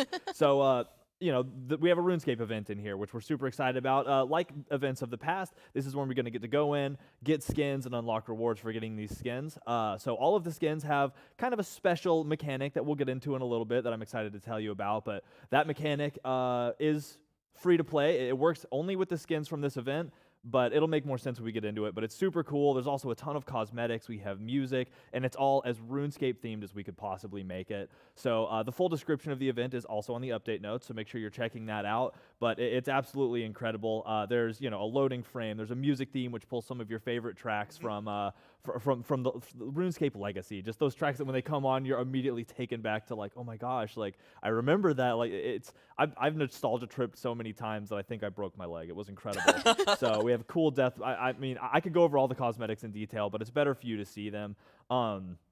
So there is also, and I think you know the most about this, Clumsy, so I'll let you talk about it, but there's also a text system that we're playing with too with this, right? Yeah, so, I mean, when we were working on the RuneScape event, there were so many of us that have played RuneScape from back in the day just like, I know you were saying you have an account, I have like a max level on one of my characters as well. Yep. And just, there were so many ideas that we wanted to just throw in there, whether it's the cosmetics or just like new features and stuff, and you alluded to one of them previously that we're going to get to in a second. It's like a lot of preamble to say. We wanted to just keep throwing things at this. We wanted to really just make players who have played RuneScape before or who don't know just like a little glimpse to what it was like, or a little bring you back those days. So I think the feature that you're getting to, which is here, we had a little text feature that you can do in RuneScape itself. So whether it's VGS or actually if you're going to use the in-game text commands, there's a couple of different iterations of like color and effect. So you can type like cyan, like a text effect like glow, then like write a letter out, or like make them kind of jump and kind of wave in ways or scroll in ways that you'd see in RuneScape itself. So we brought that into Smite just as a fun plus one. Yeah, it's one of the, it's incredible. It's one of those that we didn't have to do it, like this is just, but we were so passionate working through this, and that's such a core memory of the experience of RuneScape that we just had to, like the teams were like, oh yeah, we're gonna make it happen. Can we do it? Yeah. Then let's do it. So, and the instructions for how to do that are again on the patch notes, so you'll be able to do that when the game goes live. But if you were ever haggling for armor or food or something in the GE, then you'll be familiar with what we're talking about. Trading to trim your armor. Oh yeah, all that classic stuff. So that's super cool, but. We could talk about these things all day, but let's just get to the skins. We want to show you all the skins too, and we're going to start off with Blessed Dragonhide Neath. So let's check that out. Ooh. So good. Got the D-hide rocking, got the bow. Yeah, so, when we were discussing what skins we wanted to do into the game, it was very core that we wanted to do a couple of different iconic things, which we're gonna show you. But we also wanted to get not just specific characters from the game, which we do have a little bit here, but we wanted to get the different armor styles, right? Yeah. Because RuneScape being like an RPG, it doesn't really have a holy trinity, but it's got that trinity of damage values of your armor classes, right? So between leather, like we see here, and the kind of the hunter aesthetic versus the cloth from the mage versus the armor-based tankier kind of side. We wanted to represent all of those kinds of game styles. So Neath here is going to be that traditional hunter. Her personality style in the voice that you're going to see in the voice script is a little bit more of that PvP-oriented character, and she's wearing that Blessed Dragonhide armor set. Yeah. Her magic longbow. Super, super cool. And I mean, again, we also worked really hard to kind of emulate the visual style too, especially of old school, because again, the point we were having a nostalgia trip the whole time. There were so many people, there were conversations that branched off of our work on this that were just reminiscing about kind of the experience of it. So we wanted to pay homage in all the ways we can, and matching the aesthetics there, and also with the audio quality, which our audio teams told us, they used a lot of sounds that Jagex provided, as well as making all the sounds they used matched thematically to what these skins look like and should remind you of with RuneScape. So it's all, I mean, so much work went into this, but let's hear the voice lines.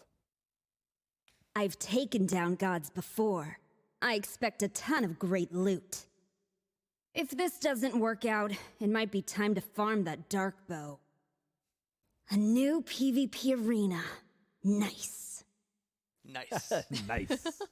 So obviously the PvP centric character here, but yeah, just super cool. And again, another thing that I want to highlight is you'll see some characters coming up that are actually NPCs in the game, some of the notable ones. But along with representing the armor styles, we also wanted to make sure that, a huge element of RuneScape are the players. Like, it's not just notable NPCs. Right, exactly. So it's cool that we're representing the armor types, but also having some characters in here that you can hopefully be like, oh my gosh, like, I ran that armor set for a long time. Yeah, exactly. It helps that feeling of, like, I guess I'm going to say nostalgia again. You're going to count how many times I say that, and then I'll tweet I'm sorry that many times. But I think that's a really good point, though, because we have, 3 kind of characters in the RuneScape skins that are kind of characters in the game, and then the Neath and the Bellona, are more so the player character, something that you might envision yourself as within RuneScape. So super duper cool, and yeah, just so excited about it, and excited to move on to the next skin that we're going to showcase, King Black Dragon Cerberus. Oh, Look at our boy. I love this art. The way the fire is stylized too is so iconic. It's so good. Yeah, it has all those sharp edges and stuff. It's incredible. Yeah, and as we're going to see with these skins, whether it's the modeling team in these models or like the art team and effects, kind of doing our best to portray those old school graphics, not just in the model but in the effects too. So shout out I know to Chris who worked on this one, and the entire art teams, sound effects like you talked about too. We really wanted to hit the mark for this kind of old school RuneScape feeling, but kind of brought into Smite. Yeah, so it's just. Again, the amount of love and passion that our teams pour into this kind of stuff has been great. And the cool thing is, like I mentioned earlier, we worked very, very close with Jagex on making sure that we would pass them something, they would give us feedback, we'd go back and forth, and it was always such so good. But it was always such an experience of pure joy. It was never like, there was never any argumentativeness over what things should look like. It was 2 groups of extremely excited people working hand in hand to make something we could all be proud of. And it just shows in every one of these. It reflects that style. This is just such a dope look for Cerberus too. Like even on top of all the nostalgia, like turning him into this 3-headed dragon. Yeah. Oh my gosh. And like so you said, cool. you can see like the fire effects too. How they're reminiscent of the RuneScape experience. Yeah, exactly. If you're RuneScape players, like look at the little glow that's coming out of his muzzles. That's like kind of like the alk glow and stuff like that. Yeah. Like it's super reminiscent. All right, let's hear the voice lines. Must we continue this mindless and endless squabbling? Run along now, Bob. It seems there is to be another battle. We are the King of Dragons. And yeah, if you heard that there, he's talking to Bob because the KVD in game is very close friends with Bob the cat. Yeah. And that's one of the things with the KVD in general is that he may be a boss monster, but he knows he's going to keep dying. He kind of just doesn't want to be doing the same thing over and over again. He's done with that loop. But if you're going to fight him, well, he's going to put his damnness up to fight you back. Oh yeah. And you'll even notice there that he is wearing a cape as well. Yeah, he's got his cape on. So another cool thing to shout out that can be said about all of these skins, and it's super important, is these are crossover skins, right? We pour our hearts into these. All of these have VXGs that are very, very singular. They're all they all represent a feature from RuneScape or a part of that skin that I think anybody who's played the game would recognize. So as you get into the game, for those that we can't show you today, make sure you check those out. But we're going to continue showing you new things. Next up, with Gnome Child Vamana. Show it to me. This guy's already being memes across the boards everywhere that I'm seeing. So we were discussing, what characters should we do? right? And we were open to a lot of discussions. I'm not going to go and say any of the alternatives that are there because who knows, right? Yeah. But everyone was kind of on the same board of like, how do we not, like, can we do this and not do Gnome Child? Like, and then there was some conversation. He's not really in the game. He kind of is. You know, they added him in some special events and stuff like that. But he's just so iconic. And you know, prolific, Jagex as well is like, are we gonna do this? It's like, yeah, absolutely, we're gonna do it, and we're gonna go all out. So you know, we've got the Gnome Child. He's Vamana. You can only imagine what he's gonna look like in the ultimate. Yep. And he's got a pickaxe because he's got a lot of different themes going on. He's even got his fancy boots. You can see over there the fancy shoes. He is going to be kind of extraordinary. Yeah, shout out to, for one thing, with the fancy boots and that whole cave and barbarian village. Shout out for teaching me as a young kid the importance of password protection and like bank pins and stuff. Like, I was like a child and I was like, bank pin, good idea. So it's just shout out to that, like reminiscent even there. But so yeah, we talked about Neith kind of being the PvP skin. We talked about King Black Dragon. He's obviously the monster. Gnome Child is a little bit esoteric. He's a little bit all around the place, but we also wanted to keep him a little bit of a theme of like he's got a little bit of skilling going on. The other characters may not have like, you know, the skilling aspect. We have some more stuff to talk about that later. Yeah. But he's kind of just there. He's got his pickaxe. He's got a little hatch in one of his abilities too. He's got a little bit of water going on. He's one of his gimmicks is he's just an adventurer. Yeah, he's just all over the place. He's just living life to the fullest. So let's hear a voice. Let's hear the voice lines. Have you ever tried making wine out of raisins? We can walk, run, row, or fly, but never lose sight of the reason for the journey, or miss the chance to see a rainbow on the way. Just a gnome child, just like all the others. Yeah, this is an absolute blast recording this one. Yeah, I'm not going to give things away, but you know, we heard some voice lines of him being maybe a little bit more cheerful. He's all around the place. He's all around the place. And you know, this, again, with how much this is, I mean, I've seen memes everywhere. It was giving me life after the trailer launch, seeing memes pop up. We have to go in game with this one. We can't. Oh, not. nice, So we are. Let's get in there and see That's so Gnome awesome. Child Vamana in the game. There he There you go. He's going. using that pickaxe and he's charging forwards.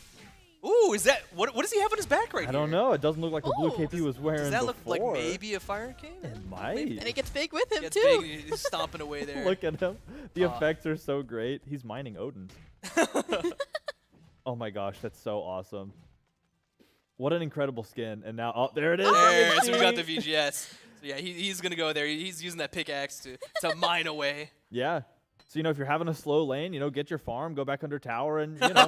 you can right up next to the wall. What is he getting over there? You That's rock. awesome. Oh, there you go. Yes. You can see the wavy text. That happens with the VGS. It's also there for you as the text commands. Yeah, so but look at that go. you can type it in just general chat. You can also use the VGS like Oh, we just look at that said, so. scrolling.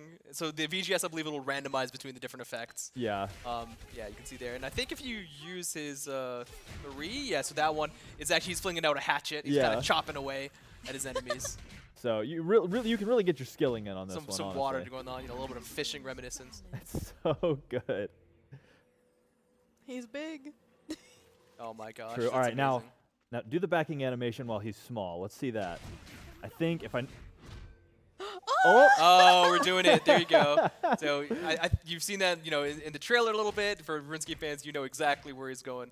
He's home teleporting away. Yeah, and that backing animation is true through all the skins. So Yeah. we thought that was the most fitting, and we thought it would be in line with kind of the humorous aspect of this to make sure that even characters like King Black Dragon have that same backing exactly. animation. We talked about this. Like, if we're doing this for all characters, should the KBD also do it? It's like, hell yeah, that's hilarious. Yeah, why would he not? It's incredible. So super cool skin. I love it, dude. Like I said, you're literally going to see me, like, if I'm getting pressured in lane, I'm going to get my farm, I'm going to sit under tower, and I'm going to level mining, because why not, you know? So, great way to do it. So, next up, we continue down the trail of amazing RuneScape skins, moving on to Wise Old Man Merlin. I am such a big fan of this skin and just like the character in the game. He's actually got so much going on in his story. It's really awesome to kind of delve into. And so we talked about, you know, the leather. We talked about the armor. You know, Wise Old Man Merlin. He's got the magic vibes. Yeah. He's gonna be our magician. He's our magician, and he also wore the same hat as us today, so that's embarrassing. Yeah, he's one of the characters that you see in game. He's an NPC, and you go and find him in Draenor. You know this is what he looks like. We hope we did our best. It's so good. to bring him into the game. Yeah, and I mean, again, an incredible effort. I love the way his glasses look and like how big and bulky they are. again, our team poured so much effort into this. I love seeing it all the time. It turned out so beautiful too. Like just even looking at the way that the light reflects off of those polygons, right? Look at those polygons. Those polygons. You can count how many there are. Oh my gosh, and they're beautiful. It's worth counting all of them. Let's hear the voice lines for this. If I were to perish, do build me a proper mahogany coffin. I wouldn't be seen dead in a cheap oak or teak one. Ugh. This is a dangerous place. Just as the wilderness was tainted by Zamorak, the presence of the gods have corrupted this land. Dionysus is the name. What? No, not the god of wine. Yep, if you didn't know that Dionysus is actually the real name for the wise old man Merlin. In fact, I think the very first line there was directly from one of the scripts in like one of his quest logs. In fact, if you look at the scripts in general for all of these skins, you're going to find Easter eggs all around the place that are coming straight from RuneScape itself. I mean, if you look at the tweet that should be going live around now that features this card art, it might also be a direct quote because super big fan of all of that. So, like with the last skin, I just love all of these so much that I want to go in game for all of them. So we're going to go in game for Merlin too. Let's check him out. Yes. Yeah, as you know, Merlin in Smite, he's kind of the master of 3 different schools of magic. So we kind of gave that aspect to wise old man Merlin. It made complete sense. The fire looks so good. See, I love just watching all the different aesthetics. Like, we took a lot of references from RuneScape. Obviously, you're going to see a lot of similar things. Even like the symbol above his head when he teleports. He's the master of all of it. Yeah, it's so good too. Plus, I mean, y'all heard some of the voice lines. I was able to get in and hear some of the voice lines of this one just while casting abilities. And I mean, this stands true for all of the skins, but I'm going to say it anyway. They're all incredible. So... There you go. You can see him. We're just like, what's he going to do for his VGS? He's going to just use different types of magic. So he might be high alching. He might be doing something else here and there. So love the high alching. It's so good. And what's that cape on his back as well? I mean, that's different from the one that we saw before, right? That does. Weird. I guess they just have different capes maybe. Who knows? But yeah, I love it. All of the effects are cool. I think one of my favorite with this, it's either the twin dragon flame, because just looks, the fire effect looks so good, and it's just so much of what I remember. But if I had to choose another one, I think it's the air bolt. Oh, the fire beam looks so good too. But the air bolt, because the projectile just looks so true to the projectiles that I think of when I think of RuneScape, especially old school. When you're standing there firing. There he is backing. Look at that. It's so good. Oh my gosh! So just another grand slam with all of the effects, and again, they went out of their way with all of these to really make sure that their arcane sounds and for Merlin specifically, the arcane sounds really came through well without sounding too dark or horrifying or anything. Because Merlin's not a horror guy, but when it comes to using arc or like void stuff or that dark stuff, our audio team just reached out to me and they're like, hey man, I just want you to know we put in so much work to make sure those sound effects came across the way they needed to. And they use dark analog synth sounds and all kinds of stuff. Yeah. So, and one more note while we're here, which is a little bit on a tangent, but I know there's a lot of people, from the RuneScape forums or from Smite also asking like, hey, Merlin's there, but there's even a Merlin in RuneScape itself. That's like, why true. did we choose Wise Old Man? And one of the reasons is just like, while there are named characters in RuneScape that might even be using the same names as we have in Smite, it made a lot more sense for us to kind of choose characters that are a lot more iconic, right? Yeah. No one really wants to see, the King Arthur and Merlin of RuneScape. Maybe that's like 10th or 20th down the line. Right. We wanted to do things that made a lot more sense or a lot more iconic. Yeah, some of those experiences that whether you put 4,000 hours into RuneScape or whether you played it for a week or so, just characters that you ran into and were a part of your experience regardless of where you're from. And of course, we tried to include things that were a little more nuanced, a little more late game, but we wanted to make sure that fans of all durations, I guess, could look at this and just fall in love with it. So I agree that I think we made the right choices on those. But hey, y'all guys shout out how much you love this, and we'll do everything we can to keep making them in the future. We love doing that. Yay. So we couldn't continue forward without seeing the last skin in the RuneScape event, and it's one that I am very personally excited about. We have Rune Armor Bologna. There we go. Look at that. So It's this so is good. yeah. So this is another one of those kind of like player characters. In fact, Bologna, like the voice lines and everything there, it's going to be just the classic adventure. The classic, like, you are a player, you want to just do a little bit of everything, a little bit of bossing, a little bit of skilling. You know, you've leveled up and you've got your rune armor. You've got, in fact, it's Bologna, right? So you're going to see a lot of different types of weaponry, which we're going to see in a minute. You've got your glory ammy and stuff like that. You know, shout outs again to all the different teams that helped make this possible. And I also want to do a special shout out to Kevin Friddle to help with all the voice scripts. He helped a ton to make sure that we can get some really fun RuneScape references in there. Look at that. You got the God Sword. Yeah, I was going to say, you know, what weapons did you have? Well, we saw, I know there's some discussion on this. It is the Granite Maul. It is Obviously, the is Granite our Maul, hammer. not a rune maul. It's not anything else. Yeah. We've got the God Sword right there, the Armadillo specifically. The hilts are a little bit more, you know, generic for all of them because that's just something to make to help with Bologna. But she's got her trimmed rune armor too with the full helm. She happened to find the one person who was actually trimming rune armor, so you got lucked out on that one for sure. But let's go ahead and hear the voice lines real quick. What's the plan for today? A little fishing, maybe some smithing, or how about we hunt down some gods? Time to log into my favorite game. Wait, is this RS4? The adventure never ends. Oh my gosh, so exciting! I love the memes too. That wait, is this RS4? Like that another thing. I'm gonna keep praising Jagex. Maybe it's because I've played this game so much, but they were all about working with us to get some of these funny things in there. Every time we proposed something, if they didn't immediately agree with it, it's because they were like being like, or we could go further and have more fun. Without a doubt. We definitely worked a lot to include a lot of that. So we just got to go in game at least one more time. So we got to do it. Let's see Bologna in game. Let's do it. Talked about several weapons. She's also we're gonna see some more. Is that she's got her rune kite shield. The trimmed rune kite shield. She's got the granite maul. Of course, she's gonna. You can't take Bologna and not have the Abbey whip. Oh yeah, Abbey whip was a guarantee. And then we got the RS banner. It's so good.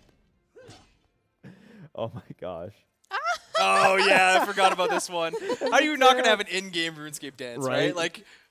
There was a talk about like we just do this for all of them. We wanted to play things up a little bit. Oh my gosh, seeing this in game is that was some of the harsher discussion that we had. I say harsh, right? Like some of the most critical was with so many skilling animations, with so many different like emotes or in those animations, it was so hard to narrow down the ones that we wanted to use for each character because there were such a vast amount of things that we could have. We were like, oh, we should do fishing, we should do mining, we should do smithing. It was just. It felt like we had an endless list, and whittling it down to 5 was definitely a task. Even for like the cosmetics, like you might see a couple things there that you're happy with. In fact, hopefully all of them. But there's a lot more that we wanted to do, and who knows, right? Yeah, at literally every discussion, there was so much passion brought in about like we want to do this, we want to do that, and we couldn't do them all right away. That's just not how it works. None of us have the free time to do every single thing we want. So we really whittled it down to what we thought would be the best first running. But hey, again, it's up to y'all how much you like this. And if you like it a lot, we're going to keep going with it. So that's the hope anyway. So super excited about this one. But Me too. That's cape, by the way. I know, another cape. I think we're going to be chatting about that. Maybe right now. Maybe right now? Let's do it right now. So y'all saw some different capes in there, right? Capes are a big part of RuneScape. You got to get those level 99s. You got to complete those hard quests. Yep. So we thought that a RuneScape crossover would not really be complete without the aspect of capes or the aspect of a little bit of grinding. Because again, that's what RuneScape is known for. The people who play RuneScape ought to have like at least some level of degree in math. Because there'll be people who are like, well, let's see. To farm the way I need to, I'm going to need 4 million experience in cooking, and if I break that down into lobster, like, it's crazy. I have a cousin who plays this game endlessly, and that is what it's like hearing, like, when he talks about this to me, and it's incredible. You want to be efficient. Yeah, you want to be efficient. And it's so cool. So we wanted to add all of those elements in that we could, because we already had the text, we already have the skins, we have some references. So we want to show you now the event page and show you that we have capes and quests and grinding hella. So this is what the menu is going to look like. I mean, our UI people did an incredible Look job. at the gnome in the background. You got Gnome Child's face. Oh my gosh. He's just hanging out. But you're going to have this tab here, which for all the different capes, there are 69. Nice. And you can nice. And you can wear them on every single RuneScape character. So all 5 of the skins coming in this crossover, including the King Black Dragon. And you have to grind to unlock all of these. There are some that come with the skin purchases. So if you have 2 of the skins, you'll get a special cape. If you have all of the skins, you'll get a special cape. And then each of them starts with their own colored cape, I believe. But Right, exactly. you can grind, and you can grind on any god, let it be known, but you can grind to earn every single one of these. Obviously, there are some that say, like, get 1,000 kills as Neath or something, and you have to play Neath. But for all of the others, grind them however you want, and then equip them on your RuneScape characters to flex, because, I mean, again, it's just absolute. We added 69 nice capes. There's so many of them. Yeah. So to be clear, when you purchase some of these skins, you'll get the flat colored capes by Yeah, themselves. yeah. When there's very special capes like we saw on the Merlin with the anniversary cape, or I think Vamana's got like the cabbage cape, which these are all capes from RuneScape itself. Yeah.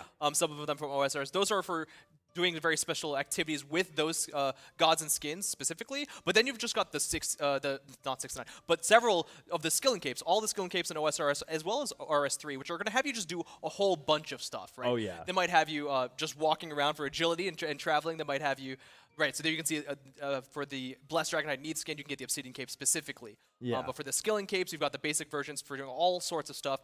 And we wanted to really be careful because obviously there's a whole bunch of grinding involved.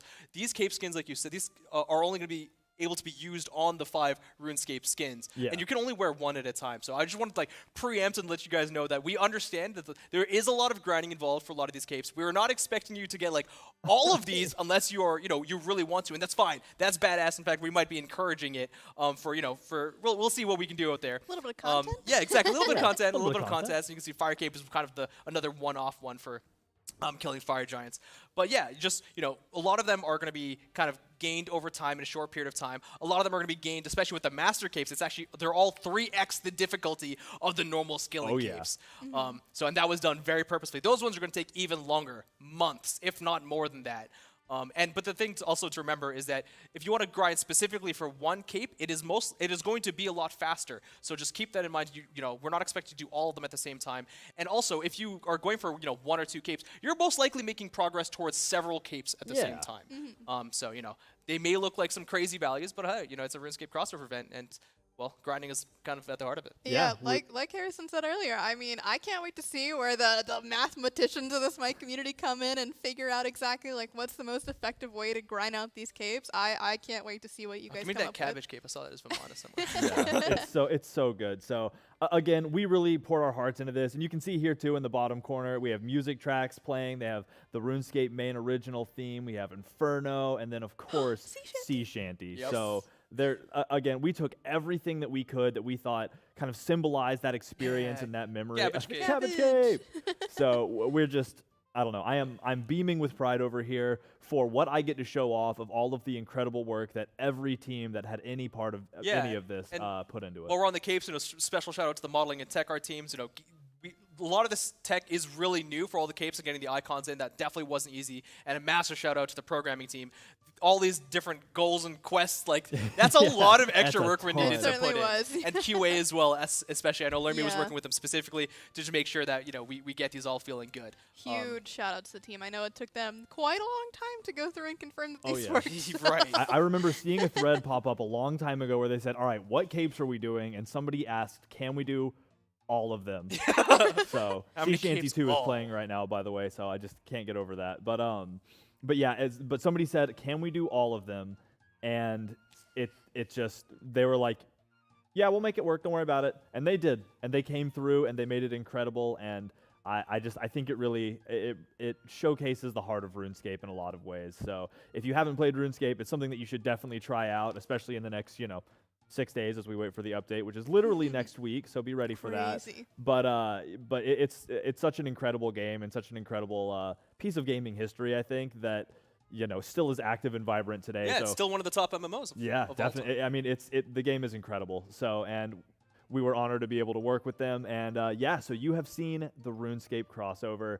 We've been tantalized by the idea of sharing this information. So this has been something that I've been a pleasure talking with y'all about, because I know that y'all were up there on the forefront of making this stuff happen too. So big shout out to all of the teams who worked on this, and super, super excited to see it live literally next week or Friday in PTS if you want to hop into PTS and check it out. Yeah. So either way, again, it's going to be huge. We're excited to see y'all. And there's so much more than just the RuneScape stuff, too. We saw a new Battle Pass. We saw the digital loot pack. We're on the road to Worlds. We have all that crazy balance. Yeah, I was going to say all that balance. Yeah, that was no small amount of balance. So check out the patch notes for all the information we went over if you missed anything. And other than that, I look forward to seeing y'all grinding for capes. And if you get a cape, tweet it at me on Twitter, please. Like, I want to know who's getting capes, because that's such an incredible thing. So either way, thank y'all so much for tuning in for the show. And I guess we'll see y'all on the Battleground. Bye, everyone. Bye.